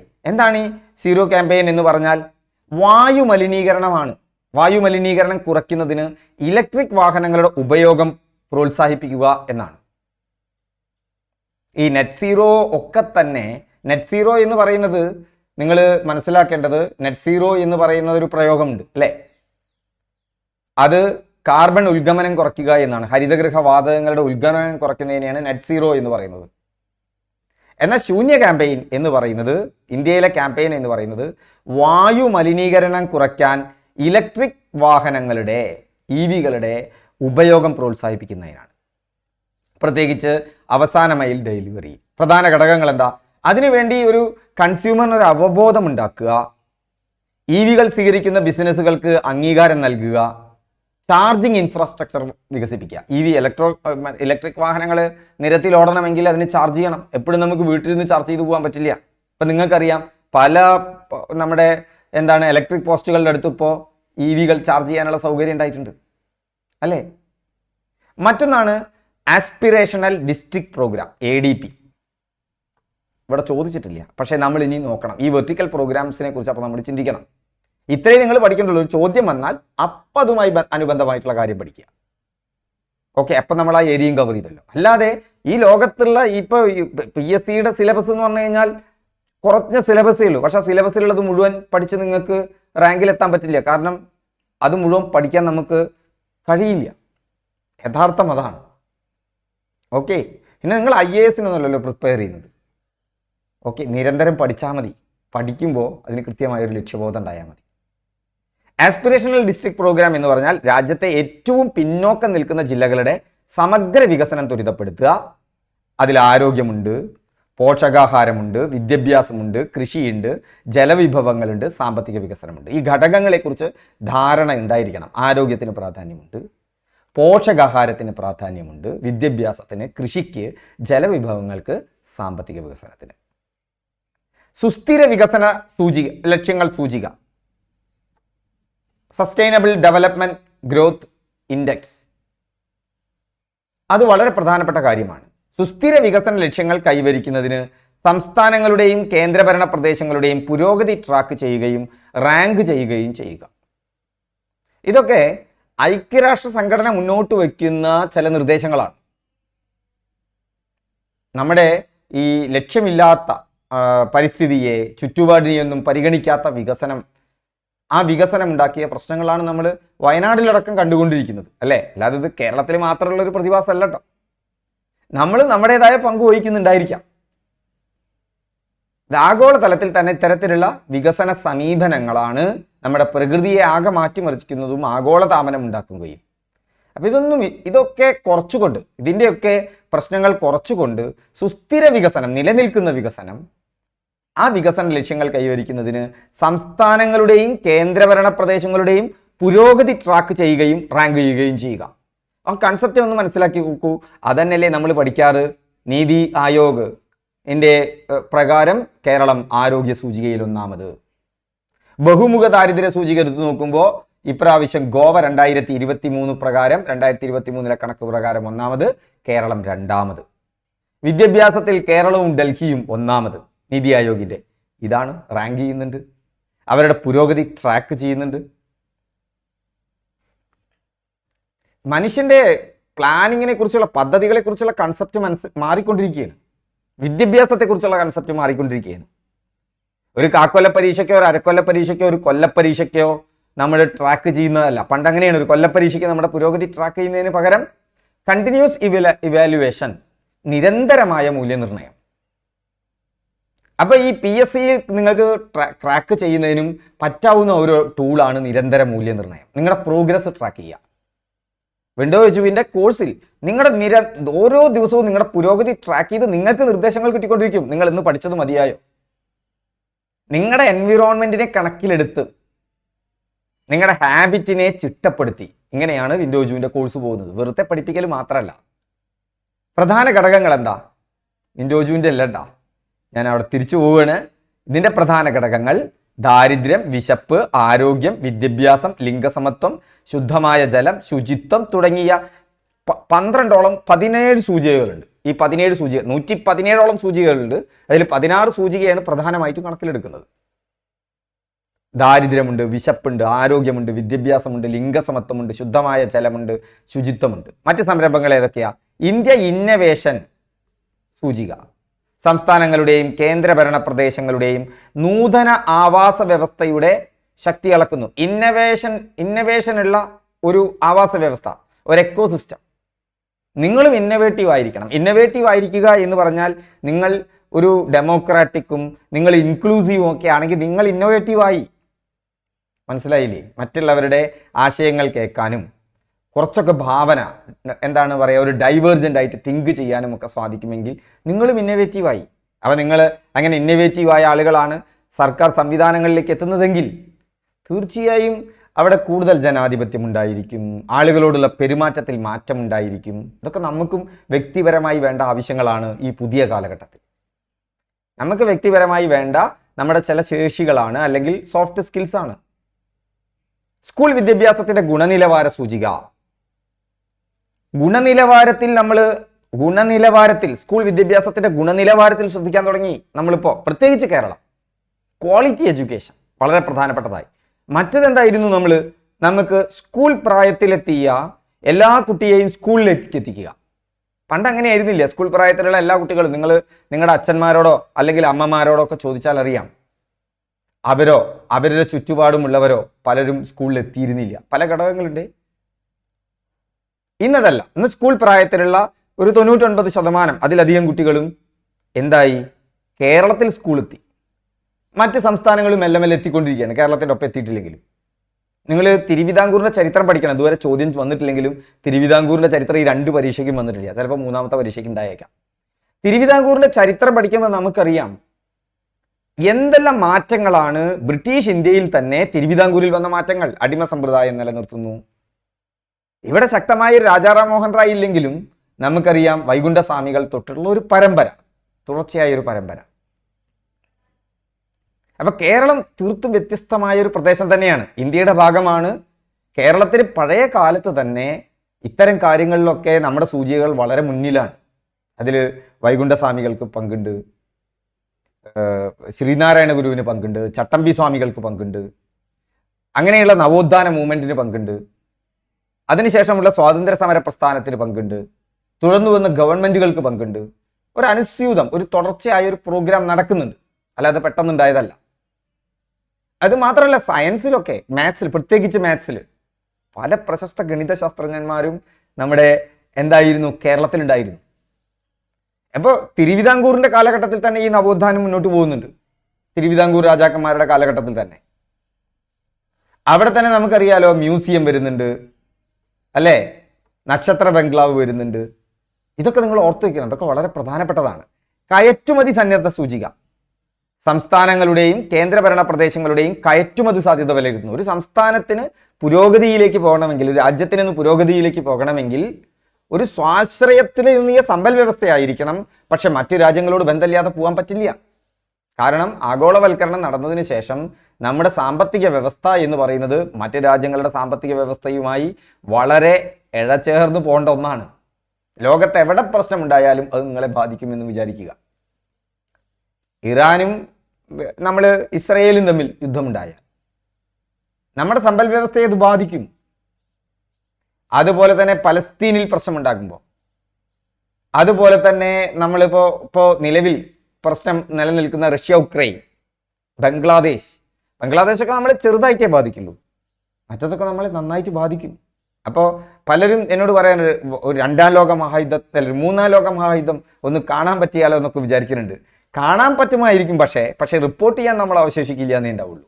ഓക്കെ, അപ്പോൾ ഈ സംരംഭങ്ങളെല്ലാം നീതി ആയോഗ് ഇന്ത്യയുടെ സാമൂഹികവും സാമ്പത്തികവുമായ പരിവർത്തനത്തിൽ ഒരു പ്രധാന പങ്ക് വഹിക്കുന്നുണ്ട്. ഞാൻ ഇത്രയും വിശദമായി പറയാനുള്ള കാരണം ഇതൊക്കെ ഒന്ന് ശ്രദ്ധിച്ചിരിക്കാനാണ്. കയറ്റുമതി സന്നദ്ധതാ സൂചിക, സ്കൂൾ വിദ്യാഭ്യാസത്തിന്റെ ഗുണനിലവാര സൂചിക, ഇന്ത്യ ഇന്നവേഷൻ സൂചിക, അതുപോലെ തന്നെ സുസ്ഥിര വികസന ലക്ഷ്യങ്ങൾ, അതിൻ്റെ ഇൻഡെക്സ് തയ്യാറാക്കൽ, അതിൻ്റെ പ്രോഗ്രസ് റിപ്പോർട്ട് തയ്യാറാക്കൽ, ആസ്പിറേഷണൽ ഡിസ്ട്രിക്ട് പ്രോഗ്രാം, അതുപോലെ തന്നെ ശൂന്യ ക്യാമ്പയിൻ, സഹകരണ ഫെഡറലിസം, ഇതൊക്കെ ഇതിൻ്റെ വെർട്ടിക്കൽ പ്രോഗ്രാംസ് ആണ്. ഏതിൻ്റെ? നമ്മുടെ നീതി ആയോഗിൻ്റെ മെഥനോൾ സമ്പൽ വ്യവസ്ഥ, അടൽ ഇന്നൊവേഷൻ മിഷൻ. പഠിക്കുമ്പോൾ ഉള്ളത് കരുത്തോടു കൂടി പഠിക്കുക. അതിൻ്റെ കോണ്ടെക്സ്റ്റിൽ നിർത്തി പഠിച്ചാൽ നിങ്ങളുടെ മനസ്സിലേക്ക് കയറും. ഏത് സംവിധാനത്തിന് പകരമായാണ് 2015 ജനുവരി 1 നീതി ആയോഗ് നിലവിൽ വന്നത്? ഇതിന് മുന്നത്തെ PSC ക്വസ്റ്റ്യൻ എന്നാണ് നീതി ആയോഗ് നിലവിൽ വന്നത് എന്നുണ്ടായിരുന്നു. അതിന് മുന്നത്തെ ക്വസ്റ്റ്യൻസിൽ 2015 ജനുവരി 1 ഉണ്ടായിരുന്നു. അത് പഠിച്ച ഒരാൾക്ക് അപ്പോൾ ഈ ക്വസ്റ്റ്യൻ എളുപ്പമായില്ലേ? ഇത് LGSന് ചോദിച്ചതാണ്. ഇപ്പം നമുക്കറിയാം ഏതിനു പകരമാണ്? ആസൂത്രണ കമ്മീഷന് പകരമാണ് വന്നത്. മുൻകാല ക്വസ്റ്റ്യനിൽ നമ്മൾ പഠിച്ചു. ആസൂത്രണത്തിന് വേണ്ടി ആസൂത്രണ കമ്മീഷന് പകരം നിലവിൽ വന്ന സംവിധാനം നീതി ആയോഗാണ്. നോക്കൂ, 3 ടൈപ്പായിട്ട് ഈ ചോദ്യം വന്നു. ഈ ചോദ്യം റിപ്പീറ്റഡ് അല്ലേ? അപ്പോൾ അത് 3 ടൈപ്പായിട്ട് എത്ര പരീക്ഷയ്ക്ക്? 6 പരീക്ഷയ്ക്ക് വന്നു. 2020 മുതൽ 24 വരെയുള്ള 6 പരീക്ഷയ്ക്ക് ആസൂത്രണ കമ്മീഷൻ, നീതി ആയോഗ് എന്നുള്ള 2015 ജനുവരി 21 ഈ 3 കീവേഡ് എടുക്കുകയാണെങ്കിൽ ഇത് 6 പരീക്ഷകൾക്ക് ആവർത്തിച്ചു വന്നു. അപ്പോൾ മുൻകാല ചോദ്യങ്ങൾ ആവർത്തിച്ചു വരുന്നില്ല എന്ന് നിങ്ങൾ വിചാരിക്കുന്നുണ്ടോ? 8 9 ചോദ്യം ആവർത്തിക്കാത്ത തീർത്തും എൻ്റയർ ആയിട്ടുള്ള ഡിഫറൻ്റ് ആയിട്ടുള്ള ചോദ്യങ്ങൾ ഉണ്ടായിരിക്കും. ഇപ്പോൾ കണ്ണൂർ പോലെയുള്ള ഒരു എക്സാമിൽ 9 ചോദ്യങ്ങളാണ് എൻ്റെ കണക്കിൽ. മാക്സിമം പോയാൽ പ്രീവിയസ് ഇയർ ക്വസ്റ്റ്യനും SCERT ബുക്കും മര്യാദയ്ക്ക് പഠിച്ചു പോയ ഒരാൾക്ക് കിട്ടാണ്ടിരിക്കുക. അവിടെ തന്നെ എൻ്റെ അഭിപ്രായത്തിൽ ഒരു 54-നും 60-നും ഇടയിലായിരിക്കും കട്ട് ഓഫ് മാർക്ക്. അപ്പം അത്യാവശ്യം വിഷമമുള്ളൊരു പരീക്ഷയ്ക്ക് ഒരു 10-30 മാർക്ക് പോയാലും നമുക്ക് കുഴപ്പമില്ല. നിങ്ങൾ അതുപോലെ പഠിച്ചാൽ മതി. നിങ്ങൾ ഈ 100 മാർക്കിന് വേണ്ടി പഠിക്കുമ്പോഴാണ് നിങ്ങളെ സംബന്ധിച്ചിടത്തോളം ഈ പ്രശ്നങ്ങളും ടെൻഷനും ഒക്കെ ഉണ്ടാവുന്നത്. നിങ്ങൾ 100 മാർക്കിന് പഠിക്കേണ്ട. ഏറ്റവും എളുപ്പമുള്ള പരീക്ഷയ്ക്കാണെങ്കിൽ പോലും നിങ്ങൾ 90 മാർക്കിന് പഠിച്ചാൽ മതി. LDC പോലുള്ള ഒന്നിന് 90 മാർക്കിന് 10 മാർക്ക് പഠിക്കാനാണ് മക്കളെ പ്രയാസം. 90 മാർക്കും നിങ്ങളുടെ കയ്യിലുണ്ട്. SCERT ടെക്സ്റ്റ് ബുക്കിലും പ്രീവിയസ് ഇയർ ക്വസ്റ്റ്യൻസിലും ഉണ്ട്. ഇങ്ങനെ കടന്ന് ടെൻഷൻ അടിച്ച് പോകേണ്ട ആവശ്യമില്ല. പിന്നെ നിങ്ങളെ വന്നത് അർജൻസിയുടെ സിൻഡ്രോമാണ്. ഇതാ ഞാൻ ഇന്ന് തീരുമാനിക്കുന്നു പരീക്ഷ എഴുതാൻ, 3 മാസം കൊണ്ട് ഞാൻ എന്താവും? പരീക്ഷ എഴുതിയെടുക്കും. എടുക്കാൻ പറ്റുമായിരിക്കും. നിങ്ങൾ ഒരു എക്സ്ട്രാ ആയിട്ടുള്ള നിങ്ങൾക്ക് മെമ്മറി പവർ ഉണ്ടായിരിക്കണം, ഇൻ്റലിജൻ്റ് ആയിരിക്കണം, കോൺസെൻട്രേറ്റ് ചെയ്യാൻ സാധിക്കണം. നമ്മളിൽ എത്ര പേർക്ക് ഇത് സാധിക്കും? എത്ര പേർക്ക് സാധിക്കും? 90% ആളുകൾക്കും സാധിക്കില്ല. അതുകൊണ്ട് നിങ്ങൾ ഈ ആവേശം കേട്ട് ഓരോരുത്തർ എൻ്റെ അഭിപ്രായമാണ് കേട്ടോ, ഞാൻ എന്നെ ആണ് വിലയിരുത്തുന്നത്. ഞാൻ നിങ്ങളുടേതുപോലെ ഒരു ആവറേജ് ആയ ഒരാളാണ്. വളരെ ഇൻ്റലിജൻ്റ് ആയ ആളുകളോട് സോറി. ഓക്കെ, അവർക്ക് പറഞ്ഞതല്ല LD ക്ലർക്കിൻ്റെ പണി. അവർ മര്യാദയ്ക്ക് പരിശ്രമിക്കുകയാണെങ്കിൽ അതിനപ്പുറത്തേക്ക് പോകും. നിങ്ങളൊന്നും ഇൻ്റലിജൻ്റ് അല്ല എന്നല്ല പറയുന്നത്. നമ്മുടെ ഒരു ശീലപ്രകാരം നമ്മൾ അത്രയേ ഉള്ളൂ. നമ്മുടെ ശീലം മാറിയാൽ നമ്മൾക്കും നല്ല ഇൻ്റലിജൻ്റ് ആവാം, നമുക്ക് ഷാർപ്പാവാം ഇതിലൊക്കെ. പക്ഷെ നമ്മൾ അങ്ങനെയല്ലല്ലോ. അപ്പം ഞാനിവിടെ പറയുന്നത് ഒരു 3 മാസത്തെ മാജിക് അല്ല, 1 വർഷം സർക്കാർ ജോലി നിങ്ങൾ നിരന്തരമായിട്ട് ഹാപ്പിയായി കൂളായിട്ട് പഠിക്കുക. നിങ്ങൾക്ക് കിട്ടും എന്ന് വിചാരിച്ചിട്ട് ഈ എക്സാമിന് കിട്ടില്ല എന്നുള്ളതല്ല. ശ്രമിക്കുക. പോന്നേക്കാം, പോന്നിട്ടില്ലെങ്കിലോ ഒരു ദിവസം നമുക്ക് കിട്ടുന്ന രീതിയിൽ ഉറപ്പിക്കാൻ വേണ്ടി നിരന്തരം പഠിച്ചുകൊണ്ടിരിക്കുക. നീതി ആയോഗ് നിലവിൽ വന്നത് 2015 ജനുവരി 1. ഞാൻ പറയുന്നത് മനസ്സിലാവുണ്ടോ? റിപ്പീറ്റ് ചെയ്യുന്നുണ്ടോ questions? LDC data entry operator 2023, junior project assistant 2023. വെറുതെ മാത്രമല്ല ഞാൻ ഈ ചോദ്യം തരുന്നത്, നിങ്ങളെ ഉറപ്പിക്കുന്നതിന് വേണ്ടിയിട്ടാണ്. നീതി ആയോഗിന്റെ ആസ്ഥാനം ന്യൂഡൽഹി. അപ്പൊ നീതി ആയോഗ് എന്ന് പറഞ്ഞാൽ എന്താ? 2014 ആഗസ്റ്റ് 15 ഇതിന്റെ ആദ്യ പ്രഖ്യാപനം വരുന്നത്. നീതി ആയോഗിന്റെ പ്രഖ്യാപനം വരുന്നത് 2014 ആഗസ്റ്റ് 15 ഓർത്തു വയ്ക്കുക. 2015 ജനുവരി 1 നിലവിൽ വന്നു. ആസൂത്രണത്തിനായി പ്ലാനിംഗ് കമ്മീഷന് പകരമുള്ള ഭരണ സംവിധാനമാണ്, ന്യൂഡൽഹിയാണ്. ഇതൊരു ഉപദേശക സമിതിയാണ്. മനസ്സിലാക്കേണ്ടത്, ഇതൊരു ഭരണഘടനാ സ്ഥാപനമല്ല. ഭരണഘടനയിൽ ഇതിനെക്കുറിച്ച് പരാമർശിക്കുന്നില്ല. നീതി ആയോഗവുമായി ബന്ധപ്പെട്ട ഒരു ഭരണഘടനാ വകുപ്പ് നിങ്ങൾക്ക് കാണാൻ പറ്റില്ല. ഭരണഘടനയിൽ പരാമർശമുണ്ടെങ്കിലാണ് ഭരണഘടനാ വകുപ്പ്. ഇലക്ഷൻ കമ്മീഷൻ ഭരണഘടനാ സ്ഥാപനമാണ്. PSC ഭരണഘടനാ സ്ഥാപനമാണ്. PSCയുമായി ബന്ധപ്പെട്ട ഭരണഘടനാ വകുപ്പ് ഏതാ? PSCയുമായി ബന്ധപ്പെട്ട ഭരണഘടനാ വകുപ്പാണ് 316 അല്ലെ 315. PSC എക്സാം ഉച്ചയ്ക്ക് അവസാനിക്കുന്ന സമയം ആലോചിച്ചാൽ മതി. ഓക്കെ.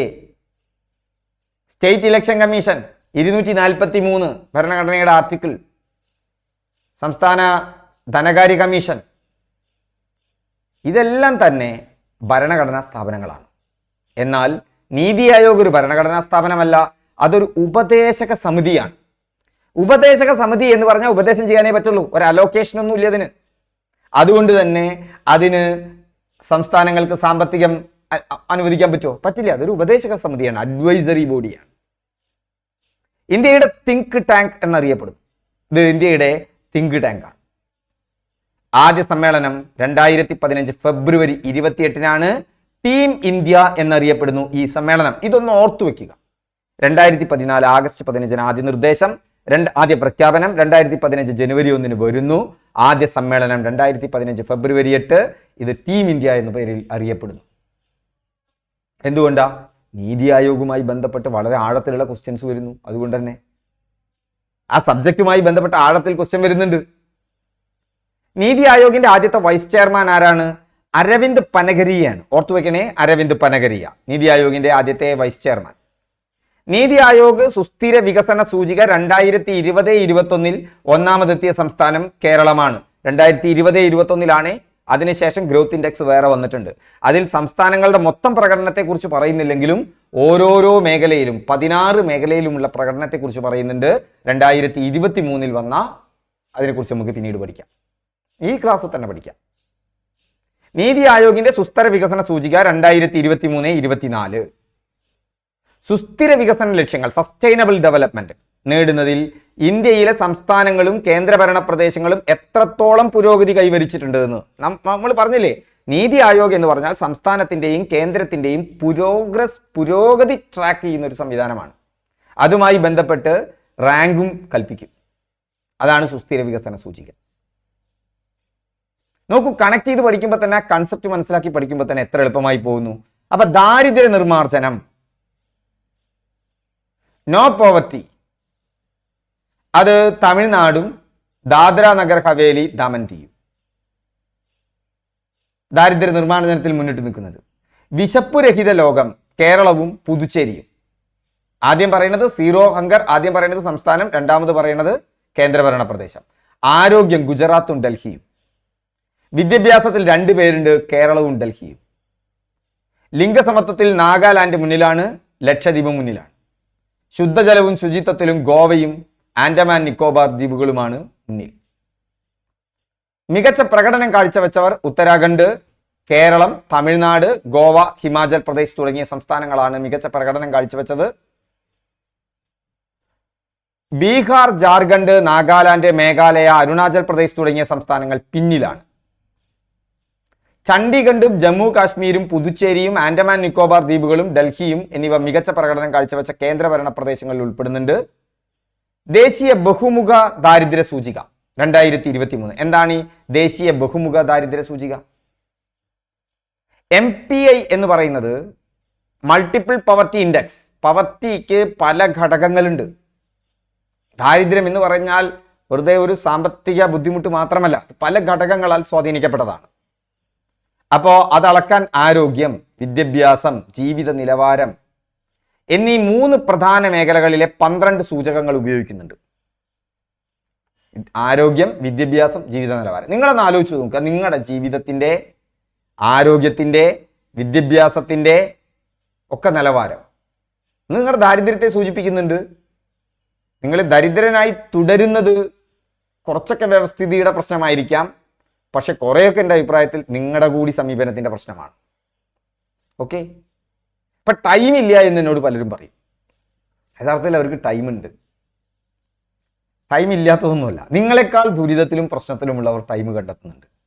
ആദ്യം കണ്ടെത്താനുള്ളൊരു മനസ്സ് വേണം, ഒരു ഗ്രോത്ത് മൈൻഡ് സെറ്റ് വേണം നമുക്കിത് കണ്ടെത്താം എന്നുള്ളത്.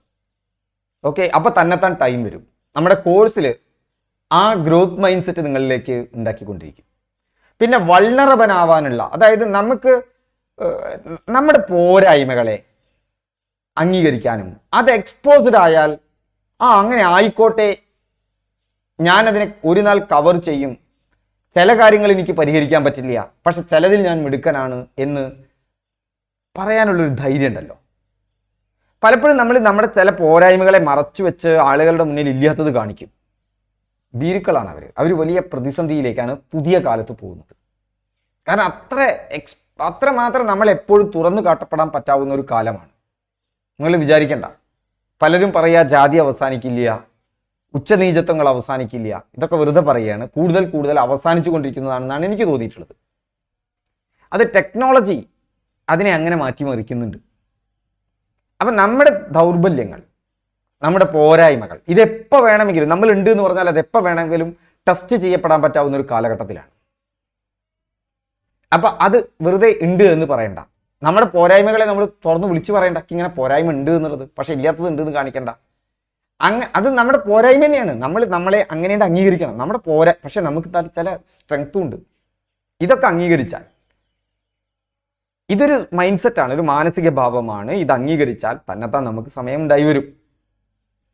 അപ്പൊ ഈ 12 സൂചകങ്ങളിൽ കുറവുണ്ടെങ്കിൽ അവരെ ദരിദ്രൻ എന്ന് വിളിക്കും. അപ്പൊ അതുമായി ബന്ധപ്പെട്ട് 13.5 കോടി ഇന്ത്യക്കാരാണ് ദാരിദ്ര്യത്തിൽ നിന്ന് മോചിതരായത്. മോശമല്ലട്ടാ, 13.5 കോടി ഇന്ത്യക്കാർ ദാരിദ്ര്യത്തിൽ നിന്ന് മോചിതരായിട്ടുണ്ട്. 24.85% നിന്നും 14.96% ദാരിദ്ര്യം കുറഞ്ഞിട്ടുണ്ട്. ഓർക്കുക, ഇന്ത്യയുടെ ദാരിദ്ര്യം കുറയാണ് ചെയ്യുന്നത്. പക്ഷെ മറ്റ് രാജ്യങ്ങളിൽ, ഇപ്പൊ നമ്മുടെ തൊട്ടടുത്ത രാജ്യമായ ബംഗ്ലാദേശൊക്കെ നമ്മുടെ മുന്നിലെത്തി എന്നാണ് പറയുന്നത്. പക്ഷെ ബംഗ്ലാദേശിലേക്ക് നമ്മൾ ഇപ്പൊ കേൾക്കുമ്പോഴാണ് ഇതൊക്കെ പൊക്കി പിടിച്ചുണ്ടാക്കിയതാണെന്ന് നമുക്ക് തോന്നുന്നത്, അല്ലേ? ഇന്ത്യയുടെ ഒരു മേന്മ നമുക്ക് ബോധ്യപ്പെടുകപ്പോഴാണ്. ഏതെങ്കിലും ഒരു ഗവൺമെന്റിന്റെ അല്ല, ഇന്ത്യയുടെ ജനാധിപത്യത്തിന്റെ. അതിന് നമ്മൾ പിറകോട്ട് ഇന്ത്യൻ സ്വാതന്ത്ര്യ സമരത്തിനോടാണ് എന്ത് ചെയ്യേണ്ടത്? വലിയ സല്യൂട്ട് ചെയ്യേണ്ടത്. ഇന്ത്യയിൽ ഒരു ജനാധിപത്യ ബോധമുണ്ട്. ഇത് ബംഗ്ലാദേശിനും പാകിസ്ഥാനും ഉണ്ടാവേണ്ടതാ, പക്ഷെ ഇന്ത്യയിൽ നിന്ന് വിട്ടുപോയി. ഓക്കെ, അത് എന്തിന്റെ അടിസ്ഥാനത്തിലാണ് അവർ വിട്ടുപോയത്? മതത്തിന്റെ അടിസ്ഥാനത്തിലാണ് വിട്ടുപോയത്. അവർ ഇൻക്ലൂസീവ്നെസ് കുറഞ്ഞു. ഇന്ത്യയിൽ അതല്ല. ഇന്ത്യയിൽ ഒരു ജനാധിപത്യ മതേതരത്വ ഗവൺമെന്റ് നിലനിൽക്കുന്നു, അല്ലെങ്കിൽ ഒരു സംവിധാനം നിലനിൽക്കുന്നു എന്നുള്ളത് ആര് വന്നാലും അതിനെ മാറ്റിമറിക്കൽ അത്ര എളുപ്പമല്ല. അപ്പൊ ഗ്രാമീണ മേഖലകളിൽ മുന്നേറ്റം ഉണ്ടായിട്ടുണ്ട് ഇന്ത്യയിൽ. നഗരപ്രദേശങ്ങളെ അപേക്ഷിച്ച് ഗ്രാമീണ മേഖലയിൽ ഇന്ത്യയിൽ ദാരിദ്ര്യം കുറയുന്നതിന്റെ തോത് വളരെ വേഗത്തിലായിരുന്നു. ഗ്രാമീണ ദാരിദ്ര്യം 32.59% നിന്നും 19.8%, നഗര ദാരിദ്ര്യം 8.65% നിന്നും 5.27% കുറഞ്ഞു. ഇവിടേക്കായിരിക്കും ഒരു പക്ഷേ കേരളം നാളെ വെല്ലുവിളി നേരിടുക, അല്ലേ? നമ്മുടെ ഗ്രാമപ്രദേശങ്ങളുടെ കാര്യം മോശമായിക്കൊണ്ടിരിക്കുകയാണ്. ഉള്ള കുട്ടികളൊക്കെ പുറത്തു പോയിക്കൊണ്ടിരിക്കുകയാണ്. അപ്പം നമ്മളെല്ലാവരും ശ്രദ്ധിക്കണം. അവർക്ക് ഇവിടെ നല്ല ജോലി കിട്ടാനും അവർക്ക് ഇവിടെ തന്നെ ജീവിക്കാൻ പറ്റാവുന്ന ഒരു സ്വാതന്ത്ര്യവും ഉണ്ടാക്കി കൊടുക്കണം. പുതിയ കുട്ടികളാണ്, നമ്മുടെ വഴിക്ക് നടന്നോളന്നില്ല. അവർ അപകടത്ത് പോകണമെന്ന് നോക്കാം, പക്ഷെ നമ്മുടെ രീതിയിൽ തന്നെ അവർ ജീവിച്ചോളണം എന്ന് വാശി പിടിക്കാതിരുന്നാൽ മതി. എല്ലാ സൂചികകളിലും പുരോഗതിയുണ്ട്. പോഷകാഹാരം, ശിശുമരണ നിരക്ക്, വിദ്യാഭ്യാസം, കുടിവെള്ളം, ശുചിത്വം, പാർപ്പിടം, ബാങ്ക് അക്കൗണ്ടുകൾ തുടങ്ങിയ എല്ലാ 12 സൂചകങ്ങളാണ് മെച്ചപ്പെട്ടത് കണ്ടത്. കേരളത്തിന്റെ പ്രകടനം മികച്ചതാണ്. കേരളത്തിലാണ് ഏറ്റവും കുറഞ്ഞ ദാരിദ്ര്യ നിരക്ക് രേഖപ്പെടുത്തിയത്. രണ്ടാമത്തെ ദാരിദ്ര്യ നിരക്കാണ്. ഇത് ദേശീയ ശരാശരിയേക്കാൾ വളരെ താഴ്ന്നതാണ്. 14% ദേശീയ ശരാശരി. ഇന്ത്യയിൽ കേരളത്തിൽ 0.71%. ഇത് സംസ്ഥാനത്തിന്റെ സാമൂഹിക വികസനത്തിലും ദാരിദ്ര്യ നിർമ്മാർജ്ജന ശ്രമങ്ങളിലുമുള്ള വിജയത്തെ എടുത്തു കാണിക്കുന്നു. പലരും പറയാറുണ്ട് എന്ത് കേരളം. കേരളം ഗംഭീരം തന്നെയാണ്. എൻ്റെ അഭിപ്രായത്തിൽ ഏതെങ്കിലും ഒരു പർട്ടിക്കുലർ ഗവൺമെന്റ് അല്ല, ചില ഗവൺമെന്റുകൾക്ക് ചില പ്രത്യേകതകൾ ഉണ്ടായിട്ടുണ്ട്, ഇല്ല എന്ന് ഞാൻ പറയുന്നില്ല, അത് നമ്മൾ പറയേണ്ട കാര്യമില്ലല്ലോ. പക്ഷെ കേരളത്തിന് ഇത് മുന്നേ ഉണ്ട്.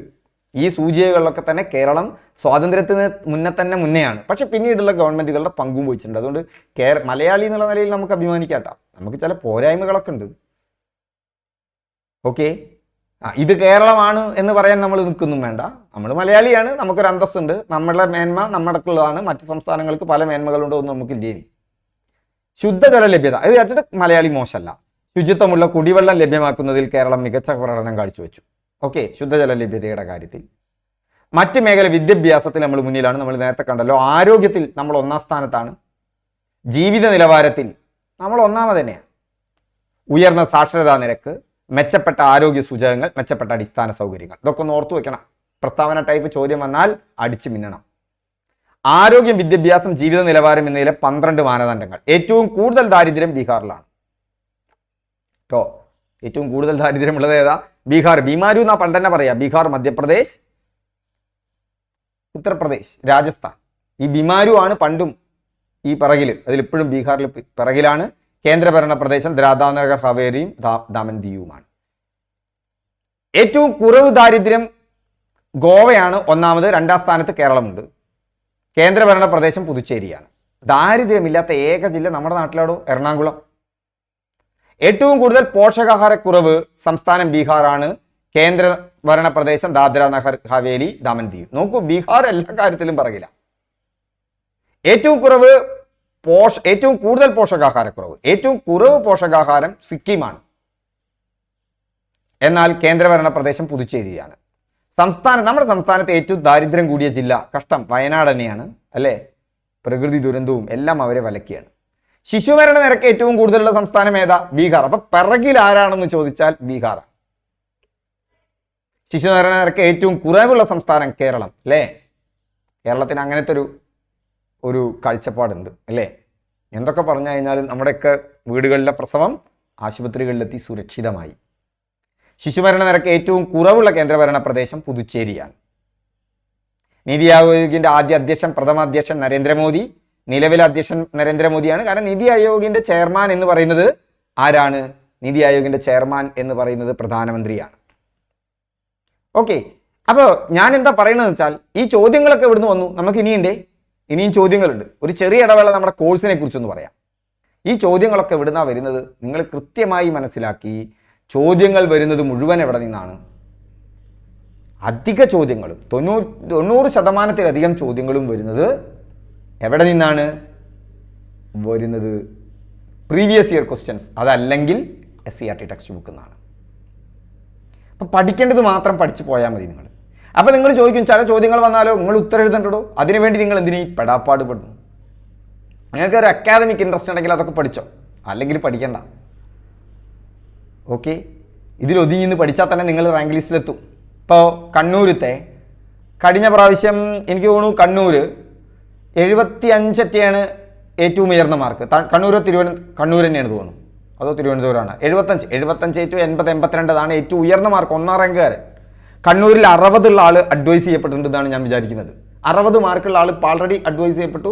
ഇനിയും വേക്കൻസികൾ വരാൻ പോകുന്നുണ്ട്. പലരും എന്നോട് ചോദിക്കുന്നുണ്ട്, കേരളത്തിൽ ഈ മറ്റെന്താ പറയുക, പിൻവാതിൽ നിയമനങ്ങൾ നടക്കുന്നുണ്ട്. ആരുടെ കാലഘട്ടത്തിലും നടക്കുന്നുണ്ട്, ഇല്ലയെന്നൊന്നും പറയാൻ പറ്റില്ല. പക്ഷേ ഏറ്റവും കൂടുതൽ നിയമനങ്ങൾ നടക്കുന്ന ഒരു സംസ്ഥാനമാണ് കേരളം. ഇന്ത്യയിൽ ഒട്ടാകെ എടുത്താൽ സർക്കാർ സർവീസിലേക്ക് നിയമനം നടക്കുന്ന ഒരു സംസ്ഥാനമാണ് കേരളം, സംശയിക്കേണ്ട. അതുകൊണ്ട് നിങ്ങൾക്കൊരു ഗുണമുള്ള കാരണം ഒരുപാട് ആൾക്കാർ PSC പഠനം നിർത്തിക്കൊണ്ടിരിക്കുകയാണ്. തെറ്റായ അവരുടെ വിശ്വാസമാണ്. അതായത് ഞാൻ സർക്കാർ ജോലിയിൽ ഉണ്ടായിരുന്ന ആളാണ്, ജോലി രാജിവെച്ചിട്ടാണ്, പാഷൻ കൊണ്ടാണ് ഈ ക്ലാസ് എടുക്കാൻ തുടങ്ങിയത്.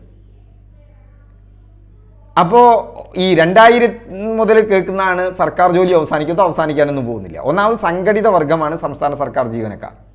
അവരുമായി ബന്ധപ്പെട്ട ഏകദേശം 5 ലക്ഷം ജീവനക്കാരുണ്ട്, അവരുടെ കുടുംബാംഗങ്ങളുണ്ട്, അവർ ഓർഗനൈസ്ഡാണ്. അവരുടെ വോട്ട് വളരെ പ്രധാനപ്പെട്ടതാണ്. അങ്ങനത്തെ ഒരു ഓർഗനൈസ്ഡ് സെക്ടർ വേറെ ഇല്ല. അപ്പോൾ ചിലപ്പോൾ ഇനി കുറച്ച് കാലം കഴിഞ്ഞാൽ നിങ്ങൾക്ക് കേൾക്കാം 1-2 മാസം സർക്കാർ ഉദ്യോഗസ്ഥന്മാരുടെ ശമ്പളം തടയപ്പെട്ടു, എങ്കിൽ പോലും ഇത് തിരിച്ചു കയറും. അപ്പോഴൊക്കെ ഒരുപാട് ആൾക്കാർ PSC പഠനം നിർത്തും. നിങ്ങൾ നിർത്തണ്ട. തീർച്ചയായും ഇത് സുരക്ഷിതമായ സെക്യൂറായ ഒരു ജോബാണ്. നല്ല നിയമനങ്ങൾ കേരളത്തിൽ നടക്കുന്നുണ്ട്. ഇന്ത്യയിലെ മറ്റ് സംസ്ഥാനങ്ങളെ അപേക്ഷിച്ച് കൂടുതൽ നിയമനങ്ങൾ നടക്കുന്നത് കേരളത്തിലാണ്, സംശയം വേണ്ടതിന്. പിന്നെ മത്സരമുണ്ട്, പക്ഷേ മത്സരം ഒരുപാട് പുതിയ കുട്ടികളൊന്നും ഇതിന് വരുന്നില്ല. അതുകൊണ്ട് നല്ല രീതിയിൽ പഠിച്ചോ, ഒരു വർഷമേ വേണ്ടുള്ളൂ. അതിന് പറ്റിയൊരു കോഴ്സാണ് നമ്മൾ നിങ്ങളുടെ മുന്നിലേക്ക് അവതരിപ്പിക്കുന്നത്, ഒരു 1 ഇയറിൻ്റെ കോഴ്സ്. കേരള PSC എല്ലാ സബ്ജക്റ്റും നമ്മൾ കവർ ചെയ്യും. എല്ലാ സബ്ജക്റ്റും, എല്ലാ സിലബസും, കംപ്ലീറ്റ് സിലബസ് കവർ ചെയ്യുന്ന ഒരു പ്രോഗ്രാമാണ് നമ്മൾ ഇതിൻ്റെ ഭാഗമായിട്ട് മുന്നോട്ട് വയ്ക്കുന്നത്. ഓക്കെ, അപ്പോൾ മാത്സ് ഉണ്ട്, ഇംഗ്ലീഷ് ഉണ്ട്, മലയാളമുണ്ട്, ജനറൽ നോളേജ് ഉണ്ട്, IT ഉണ്ട്, എല്ലാതും ഉണ്ട്. നിങ്ങൾക്കൊരു തരം അണ്ടർസ്റ്റാൻഡിങ് കിട്ടും. നല്ല തരത്തിൽ കൺസെപ്റ്റ് ക്ലിയർ ആയിട്ടാണ് നമ്മൾ പോവുക. ഓക്കെ, നിങ്ങളുടെ കോൺഫിഡൻസ് കൂടും. ഒരു എക്സാമിന് പുതിയ രീതിയിലുള്ള പാറ്റേൺ അനുസരിച്ചിട്ടാണ് ഞാൻ പണ്ടേ ക്ലാസ്സുകൾ എടുക്കാറ്. പണ്ട് ഒബ്ജക്റ്റീവ് ടൈപ്പ് ആകുമ്പോഴേക്കും എനിക്ക് കൺസെപ്റ്റ് പറയാതെ ക്ലാസ് എടുക്കുന്നതിൽ ഒരു സുഖമില്ല, ബോറടിക്കും. അപ്പം എനിക്ക് ബോറടിക്കാതിരിക്കാൻ വേണ്ടി ഞാൻ കൺസെപ്റ്റുകൾ പറഞ്ഞുകൊണ്ടിരിക്കും. അപ്പോൾ ഇപ്പോഴത്തെ പരീക്ഷ എന്ന് പറയുന്നത് തീർച്ചയായിട്ടും കൺസെപ്റ്റ് മനസ്സിലാക്കിയവർക്ക് മാത്രം സ്കോർ ചെയ്യാൻ പറ്റാവുന്ന പരീക്ഷകളാണ്. പ്രസ്താവന ടൈപ്പ് ചോദ്യങ്ങളൊക്കെ മുഴുവൻ കാണാപ്പാഠം പഠിക്കാനോ അത് മുഴുവൻ കണ്ടെത്താനോ പറ്റില്ല. കൺസെപ്റ്റ് ഉണ്ടായിരിക്കണം. അതുകൊണ്ടാണ് നമ്മൾ നീതി ആയോഗിനെ കുറിച്ചൊക്കെ ഇങ്ങനെ വിശദമായി പറഞ്ഞു പോകുന്നത്. എന്ത് കൺസെപ്റ്റ് ആണെങ്കിലും അത് SCERT ടെക്സ്റ്റ് ബുക്കിലും അതുപോലെ തന്നെ പ്രീവിയസ് ഇയർ ക്വസ്റ്റ്യൻസിലും ഒതുങ്ങി നിൽക്കുന്നതാണ്. 2020 മുതൽ 2024 വരെയുള്ള പ്രീവിയസ് ഇയർ ക്വസ്റ്റ്യൻസിൽ നിന്നും SCERT ടെക്സ്റ്റ് ബുക്കിൽ നിന്നുമാണ് തിരുവനന്തപുരം കണ്ണൂരിൽ നമ്മൾ ഇതുവരെ പരിശോധിച്ച 17 ചോദ്യങ്ങളിൽ 16 വന്നിട്ടുള്ളത്, 15 വന്നിട്ടുള്ളത്. ഒന്ന് മാത്രമാണ് 2020 മുതൽ 2024 വരെ. നമ്മുടെ അപ്രോച്ച്, കോഴ്സിനുള്ള അപ്രോച്ച് 2020 മുതൽ 2024 വരെയുള്ള ചോദ്യങ്ങളും SCERT പാഠഭാഗങ്ങളും സിലബസിനനുസൃതമായി പുതിയ ചോദ്യങ്ങളുടെ പാറ്റേൺ അനുസരിച്ച് പഠിപ്പിക്കുക എന്നുള്ളതാണ്. ഒരു വർഷത്തെ കോഴ്സാണ്. 3 മാസം 4 മാസത്തേക്ക് ക്രാഷ് കോഴ്സ് ഉണ്ടെന്ന് പറഞ്ഞിട്ട് നിങ്ങൾ ഓടി വരണ്ട, നിങ്ങൾക്ക് പഠിക്കാം. ഓക്കെ, 1 ഇയറിൻ്റെ കോഴ്സാണ്. ഹാബിറ്റ് ട്രാക്കർ എന്ന് പറയുന്ന ഒരു സംവിധാനം നമ്മളിടുന്നുണ്ട്. Atomic habit, power of habit എന്നൊക്കെയുള്ള പുസ്തകങ്ങളെക്കുറിച്ച് വെറുതെ ഗൂഗിളിൽ നിന്ന് അടിച്ചു നോക്കുക. ഓക്കെ, നമ്മുടെ ഹാബിറ്റാണ് ആദ്യം രൂപപ്പെടേണ്ടത്. ഹാബിറ്റ് ഒരു ദിവസം കൊണ്ട് രൂപപ്പെടില്ല. അതുകൊണ്ടാണ് നിങ്ങൾ പലപ്പോഴും 8-9 മണിക്കൂർ പഠിക്കും, ഒരു 2 ദിവസം പഠിക്കും.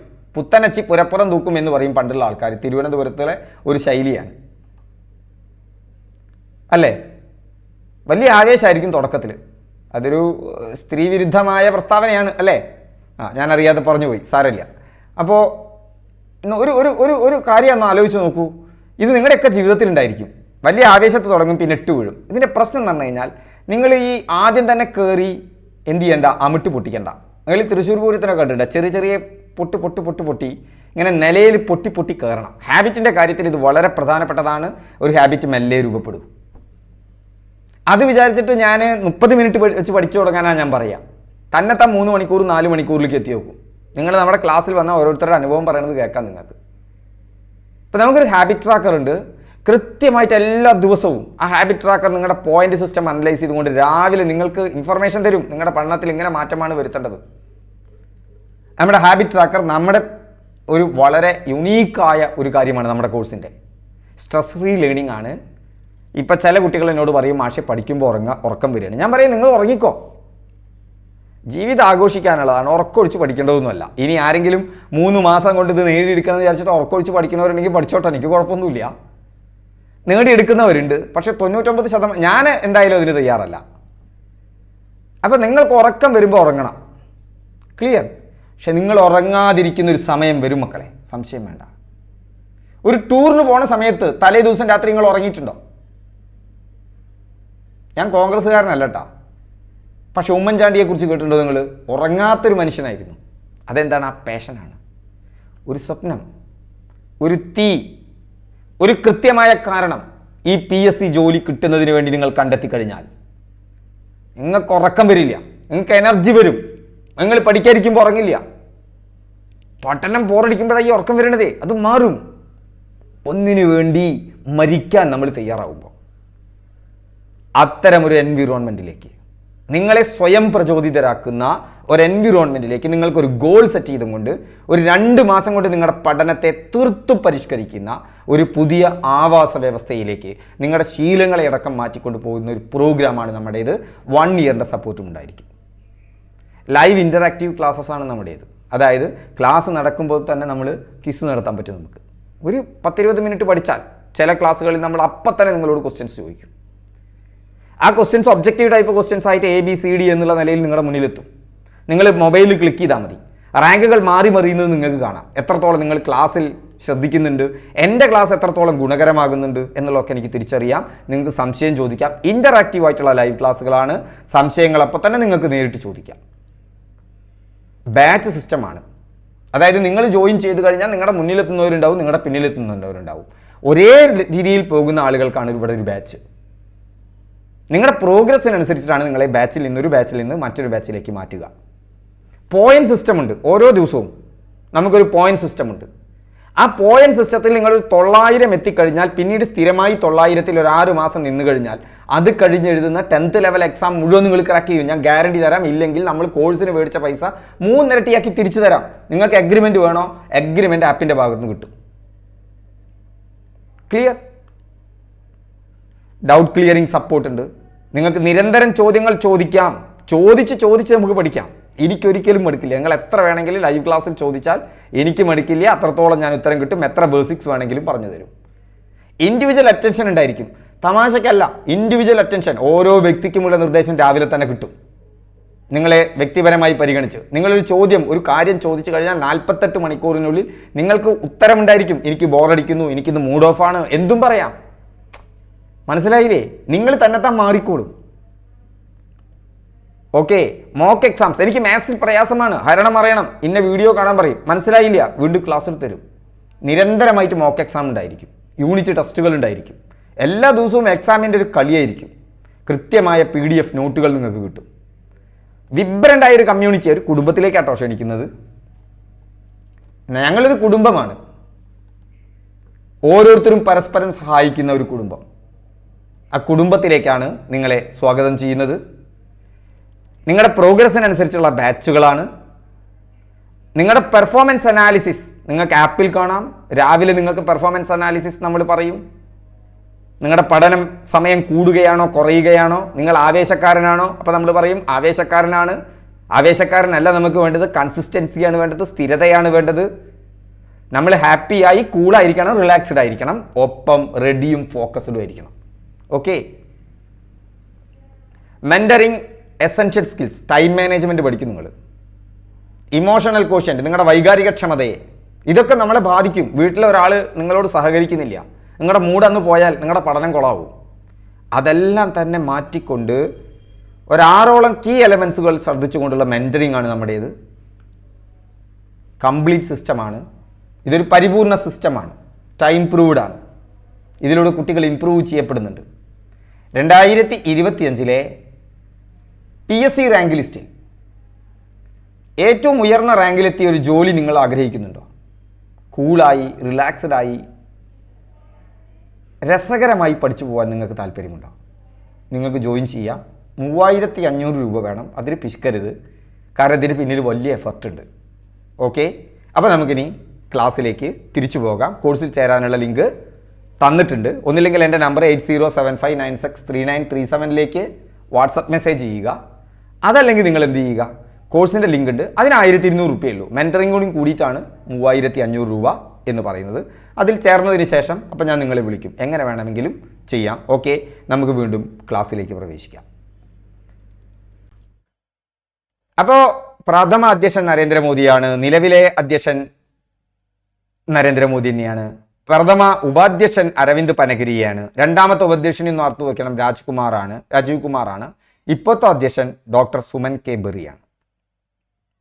CEO സിന്ധുശ്രീ ഗുള്ളറാണ്. രണ്ടാമത്തെ CEO അമിതാഭ് കാന്താണ്. ഇപ്പോഴത്തെ CEO BVR സുബ്രഹ്മണ്യമാണ്.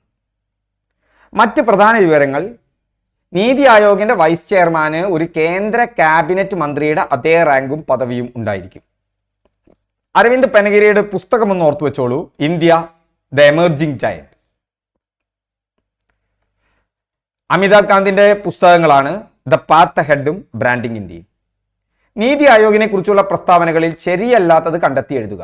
നോക്കൂ, മുൻകാല ചോദ്യങ്ങൾ പഠിച്ചു പോയ ഒരാൾ 2015 ജനുവരി മാസം 1-ാം തീയതി രൂപീകൃതമായി കിട്ടി. നീതി ആയോഗ് ഒരു ഭരണഘടനാ സ്ഥാപനമല്ല, അല്ലേ? ശരിയല്ലാത്തത് കണ്ടെത്താനാ പറഞ്ഞത്. നീതി ആയോഗ് ഒരു ഉപദേശക സമിതിയാണ്. അതുകൊണ്ട് ഈ പ്രസ്താവന തെറ്റാണ്. അപ്പോൾ ഇവിടെ B ആണ് ശരി ഉത്തരം, ബാക്കിയൊക്കെ ശരിയാണ്. ഗ്രാമീണ തലം മുതൽ വിശ്വാസയോഗ്യമായ പദ്ധതികൾ രൂപീകരിക്കുന്നതിനുള്ള സംവിധാനം രൂപീകരിക്കുക, സംസ്ഥാനങ്ങളുടെ ഘടനാപരമായ പിന്തുണ സംവിധാനങ്ങളുടെ സഹകരണ ഫെഡറലിസം വളർത്തിയെടുക്കുക എന്നത് മറ്റൊരു ഉദ്ദേശമാണ്. അപ്പോൾ ഈ ചോദ്യം പഠിക്കുമ്പോഴാണ് എന്താണ് സഹകരണ ഫെഡറലിസം എന്ന് നിങ്ങൾ നോക്കേണ്ടത്. നിങ്ങൾ വെറുതെ ChatGPTയിലോ ഗൂഗിൾ ജെമിനി എന്ന് പറഞ്ഞിട്ടൊന്നുണ്ട്. ആ ഗൂഗിൾ ജെമിനിയിൽ മലയാളം നന്നായിട്ട് സപ്പോർട്ട് ചെയ്യും. ഒന്ന് അടിച്ചു നോക്ക്, സഹകരണ ഫെഡറലിസത്തെ കുറിച്ച് ഗൂഗിൾ ജെമിനി പറഞ്ഞുതരും. അപ്പം നിങ്ങൾക്ക് നേരത്തെ ചോദ്യം തെറ്റില്ല. താഴെ കൊടുത്തിട്ടുള്ളവയിൽ നീതി ആയോഗിന്റെ ലക്ഷ്യങ്ങളിൽ പെടാത്തതാണ് ചോദിച്ചിരിക്കുന്നത്. വ്യവസായ സേവന മേഖലകളിൽ സർക്കാർ പങ്കാളിത്തം കുറയ്ക്കുക. ഇത് ഒരിക്കലും നീതി ആയോഗിന്റെ ലക്ഷ്യമല്ല. നീതി ആയോഗിനുള്ള ഒരു വിമർശനമാണ് കേട്ടോ. ഡൗൺ സൈസിങ് ഓഫ് ദ ഗവൺമെന്റിന്റെ ഒരു ടൂളാണ് നീതി ആയോഗ് എന്നൊക്കെ പറയുന്നുണ്ട്. പക്ഷെ അതിന്റെ പ്രഖ്യാപിത ലക്ഷ്യത്തിൽ പെട്ടതല്ല വ്യവസായ സേവന മേഖലകളിൽ സർക്കാർ പങ്കാളിത്തം കുറയ്ക്കുക എന്ന് പറയാൻ. കാർഷിക വളർച്ച നേടാൻ സമ്പന്ന വർഗത്തെ പ്രയോജനപ്പെടുത്തുക, ഇതും നീതി ആയോഗിന്റെ ലക്ഷ്യമല്ല. അപ്പോൾ നീതി ആയോഗിന്റെ ലക്ഷ്യങ്ങളിൽ പെടാത്തത് ഏത്? ശരി, വ്യവസായ സേവന മേഖലകളിൽ സർക്കാർ പങ്കാളിത്തം കുറയ്ക്കുക എന്നുള്ളത് നീതി ആയോഗിന്റെ ലക്ഷ്യമാണ്. എന്നാൽ കാർഷിക വളർച്ച നേടാൻ സമ്പന്ന വർഗത്തെ പ്രയോജനപ്പെടുത്തുക എന്നുള്ളത് അവിടെ ഒരു കീ പ്ലെയർ ആവണം എന്നേ പറയുന്നുള്ളൂ നീതി ആയോഗ്. ഞാൻ വേറെ ഉദ്ദേശിച്ചത്, എൻ്റെ മനസ്സിൽ അതായിരുന്നില്ല. ഡൗൺ സൈസിങ് ഓഫ് ഗവൺമെൻറ്റാണ് പെട്ടെന്ന് മനസ്സിൽ വന്നത്. നിങ്ങൾക്കും പറ്റും. വ്യവസായ സേവന മേഖലകളിൽ സർക്കാർ പങ്കാളിത്തം കുറയ്ക്കുക, സമ്പൽ വ്യവസ്ഥയുടെ ഉൽപാദനക്ഷമത വർദ്ധിപ്പിക്കുക, അത് നീതി ആയോഗിന്റെ ലക്ഷ്യമാണ്. സാങ്കേതിക വിദ്യയുടെ സഹായത്തോടെ നഗരങ്ങളെ സുരക്ഷിത ആവാസ കേന്ദ്രങ്ങളാക്കി മാറ്റുക, ഇത് നീതി ആയോഗിന്റെ ലക്ഷ്യമാണ്. പ്രധാന ലക്ഷ്യങ്ങൾ: ശക്തമായ സംസ്ഥാനങ്ങൾ ശക്തമായ രാഷ്ട്രത്തെ സൃഷ്ടിക്കുന്നു. സംസ്ഥാനങ്ങൾക്ക് ഘടനാപരമായ പിന്തുണാ സംരംഭങ്ങളിലൂടെയും സംവിധാനങ്ങളുടെയും സഹകരണ ഫെഡറലിസം സംസ്ഥാനങ്ങൾ എന്നോർത്തു വയ്ക്കുക, നീതി ആയോഗിന്റെ ലക്ഷ്യം. വിശ്വസനീയമായ പദ്ധതികൾ, ഉയർന്ന തലം, അതിനുള്ള സംവിധാനങ്ങൾ ഗ്രാമതലത്തിൽ ഓർത്തു വയ്ക്കുക. സ്പെഷ്യൽ എക്കണോമിക് സോൺസ്, പ്രത്യേകം പരാമർശിക്കപ്പെടുന്ന മേഖലകൾ, അതുപോലെ തന്നെ സ്പെഷ്യൽ ആയിട്ടുള്ള റെഫർ ചെയ്യുന്ന സെക്ടേഴ്സ്, അവിടെയൊക്കെ ദേശീയ സുരക്ഷയുടെ താല്പര്യങ്ങൾ സാമ്പത്തിക തന്ത്രത്തിലും നയത്തിലും ഉൾപ്പെടുത്തിയിട്ടുണ്ടെന്ന് ഉറപ്പാക്കുക. ദേശീയ സുരക്ഷയുടെ താല്പര്യങ്ങൾ അത് തന്ത്രത്തിലും നയത്തിലും ഉൾപ്പെടുത്തിയിട്ടുണ്ടെന്ന് ഉറപ്പാക്കുക. സാമ്പത്തിക പുരോഗതിയിൽ നിന്ന് വേണ്ടത്ര പ്രയോജനം ലഭിക്കാത്ത സമൂഹത്തിലെ വിഭാഗങ്ങൾക്ക് പ്രത്യേക ശ്രദ്ധ നൽകുക. രാജ്യത്ത് സാമ്പത്തിക പുരോഗതി ഉണ്ടാകുന്നു, പക്ഷെ വിഭവ വിതരണത്തിൽ അസമത്വമുണ്ട് എന്നാണ് പറയുന്നത്, അല്ലേ? അതിനെ കുറയ്ക്കാനുള്ള പ്രോഗ്രാംസ് ഉണ്ടാക്കുക. പ്രധാന പങ്കാളികൾ, സ്റ്റേക്ക് ഹോൾഡേഴ്സ് എന്ന് പറയും. ദേശീയ അന്തർദേശീയ തലത്തിലുള്ള സമാന ചിന്താഗതിക്കാരായ തിങ്ക് ടാങ്കുകൾ, വിദ്യാഭ്യാസ നയ ഗവേഷണ സ്ഥാപനങ്ങൾ എന്നിവ തമ്മിൽ ഉപദേശം നൽകുകയും പങ്കാളിത്തം പ്രോത്സാഹിപ്പിക്കുകയും ചെയ്യുക. പരസ്പരം ഇങ്ങനെ ആരൊക്കെ തമ്മിൽ? സ്റ്റേക്ക് ഹോൾഡേഴ്സ് തമ്മിൽ, ദേശീയ അന്തർദേശീയ തലത്തിലുള്ള തിങ്ക് ടാങ്കുകൾ തമ്മിൽ, വിദ്യാഭ്യാസ നയ ഗവേഷണ സ്ഥാപനങ്ങൾ തമ്മിൽ ഉപദേശം നൽകാനും പങ്കാളിത്തം പ്രോത്സാഹിപ്പിക്കുകയും ചെയ്യുക. ദേശീയ അന്തർദേശീയ വിദഗ്ധർ, പ്രാക്ടീഷണർമാർ, മറ്റ് പങ്കാളികൾ എന്നിവരുടെ സഹകരണ സമൂഹത്തിലൂടെ ഒരു അറിവ്, നവീകരണം, സംരംഭകത്വ പിന്തുണാ സംവിധാനം സൃഷ്ടിക്കുക. പ്രത്യേകം ഓർക്കുക, അറിവ്, നവീകരണം, സംരംഭകത്വ സംവിധാനം, ഇൻഫർമേഷനിൽ അധിഷ്ഠിതമായ, നോളേജിൽ അധിഷ്ഠിതമായ, അതുപോലെ തന്നെ ഇന്നവേഷനിൽ അടിസ്ഥാനപ്പെടുത്തിയ ഒരു എൻ്റർപ്രണർഷിപ്പ് ഉള്ള, അതിനെ സപ്പോർട്ട് ചെയ്യുന്ന ഒരു സംവിധാനം ഉണ്ടാക്കുക എന്നതാണ്. വികസന അജണ്ടയുടെ നടത്തിപ്പിന് ത്വരിതപ്പെടുത്തുന്നതിനും മേഖലകൾ തമ്മിലും വകുപ്പുകൾ തമ്മിലുമുള്ള പ്രശ്നങ്ങൾ പരിഹരിക്കുന്നതിനുള്ള വേദി വാഗ്ദാനം ചെയ്യുക ഒരു റിസോഴ്സ് സെൻ്ററും കൂടിയാണ്. അതായത് സുസ്ഥിരവും നീതിയുക്തവുമായ വികസനത്തിലെ നല്ല ഭരണം, ഗുഡ് ഗവേണൻസിനും മികച്ച രീതികൾക്കും ഗവേഷണത്തിൻ്റെ ഒരു ശേഖരം എന്ന നിലയിൽ പ്രവർത്തിക്കുകയും അവയുടെ പ്രചാരണത്തിന് പങ്കാളികളെ സഹായിക്കുകയും ചെയ്യുക. ഇപ്പോൾ നമുക്ക് ഫേസ് റെക്കഗ്നീഷൻ പ്രോഗ്രാമുമായി ബന്ധപ്പെട്ട് വലിയൊരു പേപ്പർ നീതി ആയോഗ് പബ്ലിഷ് ചെയ്തിട്ടുണ്ട്. അതിൻ്റെ വെബ്സൈറ്റ് പോയാൽ കാണാം. നയരൂപീകരണത്തിൽ തൻ്റെ കഴിവ് തെളിയിക്കുന്നതിന് നയം, ആസൂത്രണം, തന്ത്രം എന്നിവ തമ്മിലുള്ള വ്യത്യാസം മനസ്സിലാക്കിക്കൊണ്ട് 13 ലക്ഷ്യങ്ങളുടെ നീണ്ട പട്ടികയുണ്ട്. ആസൂത്രണ കമ്മീഷൻ പലപ്പോഴും നല്ല കാര്യങ്ങൾ ചെയ്തിട്ടുണ്ട്, പക്ഷെ അതിന് പോരായ്മ ഉണ്ടായിരുന്നു. ആ പോരായ്മകളൊക്കെ മാറ്റിയെടുത്ത് ആത്മവിശ്വാസം വളർത്തിയെടുക്കാൻ പ്ലാൻ, നോൺ പ്ലാൻ ചെലവുകൾ എന്നിവയുടെ അടിസ്ഥാനത്തിലല്ല, മറിച്ച് മൂലധന ചെലവിലെ ഉയർന്ന വർധനവ്, സമ്പൽ വ്യവസ്ഥയിലെ എല്ലാ തലത്തിലുമുള്ള അടിസ്ഥാന സൗകര്യങ്ങളുടെ കുറവുകൾ നീക്കം ചെയ്യാൻ കഴിയും എന്ന രീതിയിൽ നീതി ആയോഗിന് വിവിധ തരത്തിലുള്ള സ്വാതന്ത്ര്യവും ബജറ്റ് വ്യവസ്ഥകളും ആവശ്യമാണ്. ഇത് കേന്ദ്ര ഗവൺമെന്റ് മുന്നോട്ട് വയ്ക്കുന്ന ഒരു കൺസെപ്റ്റാണ് കേട്ടോ. അതായത് നമ്മുടെ പഞ്ചവത്സര പദ്ധതികൾ അവസാനിച്ചു കഴിഞ്ഞു, അല്ലേ? പഞ്ചവത്സര പദ്ധതികൾ അവസാനിക്കുന്നിടത്താണ് നീതി ആയോഗിന്റെ തുടക്കം. ആസൂത്രണ കമ്മീഷൻ ആയിരിക്കുന്നു.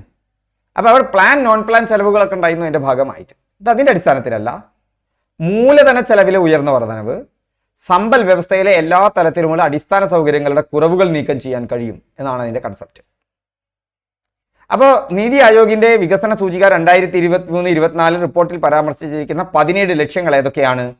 ജസ്റ്റ് കേട്ടാൽ മതി, പക്ഷേ തള്ളിക്കളയേണ്ട, പരീക്ഷയ്ക്ക് വന്നേക്കാം. ദാരിദ്ര്യ നിർമ്മാർജ്ജനമുണ്ട്, വിശപ്പുരഹിത ലോകമുണ്ട്, ആരോഗ്യവും ക്ഷേമവുമുണ്ട്, ഗുണമേന്മയുള്ള വിദ്യാഭ്യാസമുണ്ട്, ലിംഗസമത്വമുണ്ട്, ശുദ്ധജലവും ശുചിത്വവുമുണ്ട്, താങ്ങാനാവുന്നതും ശുദ്ധവുമായ ഊർജമുണ്ട്, മാന്യമായ തൊഴിലും സാമ്പത്തിക വളർച്ചയുമുണ്ട്, വ്യവസായം, നൂതനത്വം, അടിസ്ഥാന സൗകര്യങ്ങൾ ഇതുണ്ട്, അസമത്വം കുറയ്ക്കൽ, റെഡ്യൂസിങ് ഇനീക്വാലിറ്റി, സുസ്ഥിര നഗരങ്ങളും സമൂഹങ്ങളും, ഉത്തരവാദിത്തപരമായ ഉപഭോഗവും ഉൽപാദനവും, റെസ്പോൺസിബിൾ കൺസംഷൻ വളരെ പ്രധാനപ്പെട്ട ഒരു ഘടകമാണ്.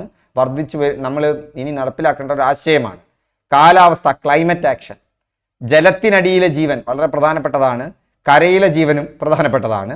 സമാധാനം, നീതി, ശക്തമായ സ്ഥാപനങ്ങൾ, ലക്ഷ്യങ്ങൾക്കായുള്ള പങ്കാളിത്തം. ഓക്കെ, ലക്ഷ്യങ്ങൾക്ക് വേണ്ടിയുള്ള പങ്കാളിത്തം. ഇതൊക്കെ ഐക്യരാഷ്ട്രസഭയുടെ സുസ്ഥിര വികസന അജണ്ടയിലുള്ളത് തന്നെയാണ് നമ്മൾ സ്വീകരിച്ചിട്ടുള്ളത്. 2030 ഭാഗമാണ് ഇത്. 2030 ഒരു മെച്ചപ്പെട്ടതും സുസ്ഥിരവുമായ ഒരു രാജ്യത്തിന് വേണ്ടി നിൽക്കുകയാണ്. ഇപ്പൊ ദാരിദ്ര്യ നിർമ്മാർജ്ജനത്തിൽ ഇതിലേറ്റവും മുന്നിൽ നിൽക്കുന്നത് തമിഴ്നാടാണ്. വിശപ്പുരഹിത ലോകത്തിൽ കേരളമാണ്. Zero hunger. ആരോഗ്യവും ക്ഷേമത്തിലും ഗുജറാത്താണ്. ഗുണമേന്മയുള്ള വിദ്യാഭ്യാസത്തിൽ കേരളവും ഡൽഹിയും തുല്യ പങ്കാളിത്തമാണ്. ലിംഗസമത്വം നാഗാലാൻഡാണ്. പുരോഗതി കൈവരിച്ചത് കേട്ടാ ഈ കാലയളവിനിടയിൽ.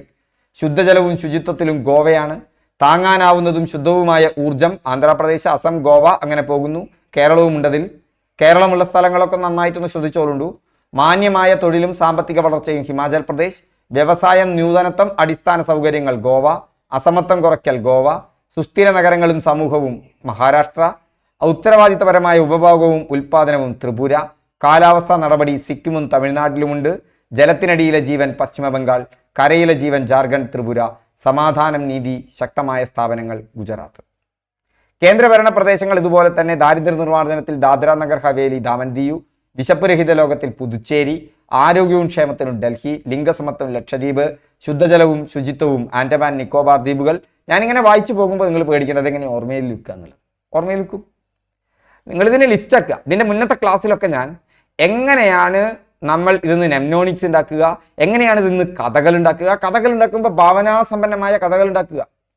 ശുദ്ധജലവും ശുചിത്വവും താങ്ങാനാവുന്നതും ശുദ്ധവുമായ ഊർജം. നോക്കൂ, രണ്ടും ആൻഡമാൻ നിക്കോബാർ ദ്വീപുകളാണ്.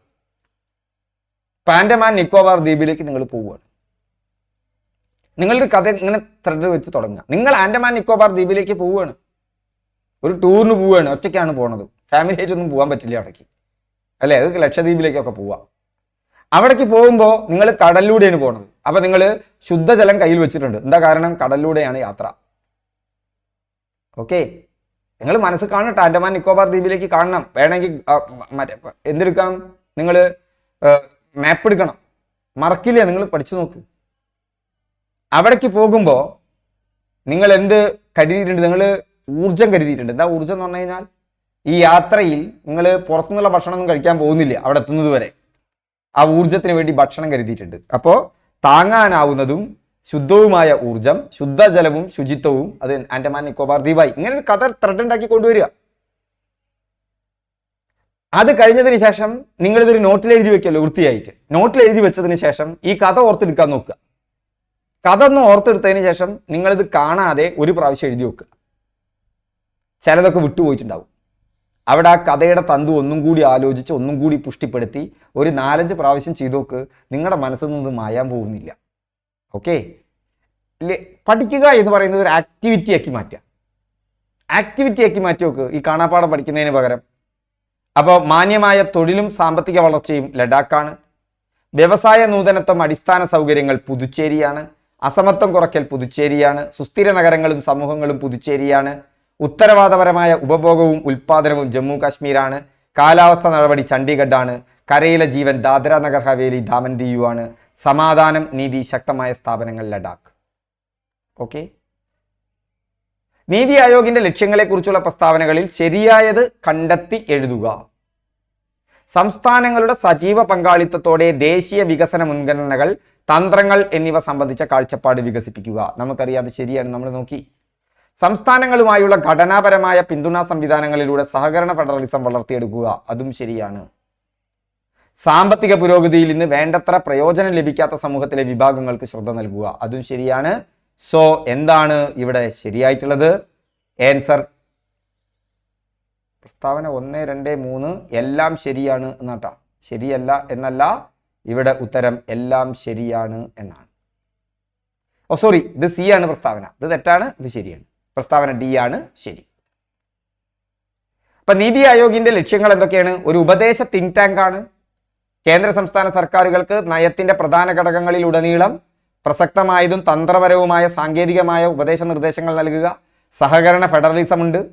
ആസൂത്രണത്തിൽ നിന്ന് മുകളിലേക്കുള്ള താഴെ നിന്ന് മുകളിലേക്കുള്ള സമീപനമാണ്. ഗ്രാമതലത്തിൽ വിശ്വസനീയമായ പദ്ധതികൾ ആവിഷ്കരിക്കുന്നതിനും ഗവൺമെന്റിന്റെ ഉയർന്ന തലങ്ങളിൽ ക്രമേണ ഇവ കൂട്ടിച്ചേർക്കുന്നതിനുമുള്ള സംവിധാനങ്ങൾ ബോട്ടം അപ്പ് അപ്രോച്ചാണ്. താഴ്ന്നതിൽ നിന്ന് താഴെത്തട്ടിൽ നിന്ന് മുകളിലേക്കുള്ള സമീപനം. അതായത് ഡീസെൻട്രലൈസേഷനിൽ ഈ കൺസെപ്റ്റ് പ്രയോഗവൽക്കരിക്കുന്നതിൽ രാജീവ് ഗാന്ധിക്ക് ഒരു പങ്കുണ്ട് കേട്ടോ, നമ്മൾ മറക്കണ്ട. കേരളത്തിന് അത് നന്നായി നടപ്പിലാക്കി കാണിച്ചത് ജനകീയാസൂത്രണ പരിപാടി അല്ലെ, നായനാർ സർക്കാരിന്റെ കാലഘട്ടത്തിലുള്ളത്, അതൊരു വലിയ അതിൻ്റെ പ്രയോഗത്തിൽ നമുക്ക് വളരെയധികം മുന്നോട്ട് നമ്മൾ പോയിട്ടുണ്ട്. നയരൂപീകരണവും നിരീക്ഷണവും തന്ത്രപരവും ദീർഘകാലവുമായ നയങ്ങളും പ്രോഗ്രാം ചട്ടക്കൂടുകളും സംരംഭങ്ങളും രൂപകൽപ്പന ചെയ്യുന്നതിനും അവയുടെ പുരോഗതിയും ഫലപ്രാപ്തിയും നിരീക്ഷിക്കുകയും ചെയ്യുക. ഒരു പ്രോഗ്രസ് ട്രാക്കിംഗ് സിസ്റ്റം ഉണ്ട്, അതിലൊരു റാങ്കിങ്ങും ഉണ്ട്. അറിവും നവീകരണവും ദേശീയ അന്തർദേശീയ വിദഗ്ധർ, പരിശീലകർ, മറ്റ് പങ്കാളികൾ എന്നിവരുടെ ഒരു സഹകരണ കൂട്ടായ്മയിലൂടെ നീതി ആയോഗ് അറിവും നവീകരണവും സംരംഭകത്വ പിന്തുണാ സംവിധാനവും സൃഷ്ടിക്കുന്നു. ഇന്ത്യക്ക് അതിന് പറ്റും. ഇന്ത്യ എന്ന് പറയുന്നത് ഒരു ഡെമോക്രാറ്റിക് കൺട്രിയാണ്, ജനാധിപത്യ രാജ്യമാണ്, ഇൻക്ലൂസീവാണ്. ആരൊക്കെ വന്നിട്ടുണ്ടോ അവരെയൊക്കെ സ്വീകരിച്ചിട്ടുണ്ട്. എന്തെല്ലാം ആശയങ്ങൾ വന്നിട്ടുണ്ടോ അതിനെയൊക്കെ എന്ത് ചെയ്തിട്ടുണ്ട്? സർവ്വനാ സ്വീകരിച്ചിട്ടുണ്ട്. എന്നിട്ട് ഇന്ത്യനൈസ് ചെയ്തിട്ടുണ്ട് ആ ആശയങ്ങളെ മുഴുവൻ. ഇത് പുതിയ കാലത്തിന് വേണ്ടതാ, ഈ ഇൻക്ലൂസീവ്നെസ്, അഡാപ്റ്റബിലിറ്റി എന്നൊക്കെ പറയുന്നത്. അപ്പൊ നീതി ആയോഗ് അറിവ്, നവീകരണം, സംരംഭകത്വ പിന്തുണാ സംവിധാനം. ദേശീയ സുരക്ഷ സാമ്പത്തിക തന്ത്രത്തിലും നയത്തിലും ദേശീയ സുരക്ഷയുടെ താല്പര്യങ്ങൾ പ്രത്യേക മേഖലകളിൽ ഉൾപ്പെടുത്തിയിട്ടുണ്ട് എന്ന് ഉറപ്പാക്കണം. ദേശീയ സുരക്ഷ നമ്മൾ ചിലപ്പോൾ വിട്ടുപോയി എന്ന് വരും, പക്ഷേ നീതി ആയോഗിന്റെ ഭാഗത്തുണ്ട്. തന്ത്രത്തിൽ, നയത്തിലൊക്കെ അത് സമർത്ഥമായി തുന്നിച്ചേർക്കണം എന്ന് തന്നെയാണ് ആര് പറയുന്നത്? നീതി ആയോഗിൻ്റെയും ലക്ഷ്യം. ചിലപ്പോൾ നമ്മൾ വിട്ടുപോയി എന്ന് വരാം, അതുണ്ട്. സാമ്പത്തിക പുരോഗതിയുണ്ട്, പക്ഷേ സമ്പത്ത് അനുവദിക്കലില്ല കേട്ടോ. വികസന അജണ്ടയുണ്ട്, റിസോഴ്സ് സെന്റർ ഉണ്ട്. ഓക്കെ. നീതി ആയോഗ് കേന്ദ്ര സംസ്ഥാന സർക്കാരുകൾക്ക് സാങ്കേതിക സഹായം നൽകുന്നുണ്ട്, ഓർത്തുവെക്കുക. അധ്യക്ഷൻ പ്രധാനമന്ത്രിയാണ്, ഉപാധ്യക്ഷൻ പ്രധാനമന്ത്രിയാണ് നിയമിക്കുക. ഭരണസമിതി എല്ലാ സംസ്ഥാനങ്ങളിലെയും മുഖ്യമന്ത്രിമാരും കേന്ദ്രഭരണ പ്രദേശങ്ങളുടെ ലഫ്റ്റനന്റ് ഗവർണർമാരും. പ്രാദേശിക സമിതി പ്രത്യേകം പ്രാദേശിക പ്രശ്നങ്ങൾ പരിഹരിക്കുന്നതിന് മുഖ്യമന്ത്രിമാരും ലഫ്റ്റനന്റ് ഗവർണർമാരും ഉൾപ്പെടുന്ന പ്രധാനമന്ത്രിയോ അദ്ദേഹത്തിന്റെ നോമിനിയോ അധ്യക്ഷത വഹിക്കുന്ന സമിതി. അഡ്ഹോക്ക് അംഗത്വമുണ്ട്. മുൻനിര ഗവേഷണ സ്ഥാപനങ്ങളിൽ നിന്നുള്ള 2 അംഗങ്ങൾ. റൊട്ടേഷണൽ ബേസിസിൽ, ഭ്രമണ അടിസ്ഥാനത്തിൽ. എനിക്ക് അതിന് മലയാളം കറക്റ്റായിട്ട് അറിയാത്തതുകൊണ്ടാണ് ഞാൻ അങ്ങനെ കൊടുത്തിട്ടുള്ളത്, അത് നേരെ ട്രാൻസ്ലേറ്റ് ചെയ്താണ്. എക്സ് ഒഫീഷ്യോ അംഗത്വം. പ്രധാനമന്ത്രി നാമനിർദ്ദേശം ചെയ്യുന്ന കേന്ദ്രമന്ത്രിസഭയിൽ നിന്നുള്ള പരമാവധി 4 അംഗങ്ങൾ.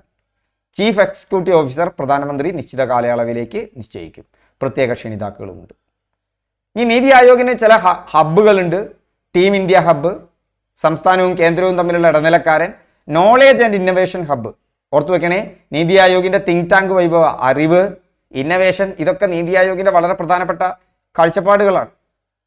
നീതി ആയോഗിന്റെ ആരോഗ്യ സൂചികയിൽ വലിയ വിഭാഗം സംസ്ഥാനങ്ങളിൽ കേരളമുണ്ട്, തമിഴ്നാടുണ്ട്, തെലങ്കാനയുണ്ട് മുന്നിൽ, പിന്നിൽ ബീഹാറും ഉത്തർപ്രദേശും തന്നെ ആരോഗ്യ സൂചികയിൽ.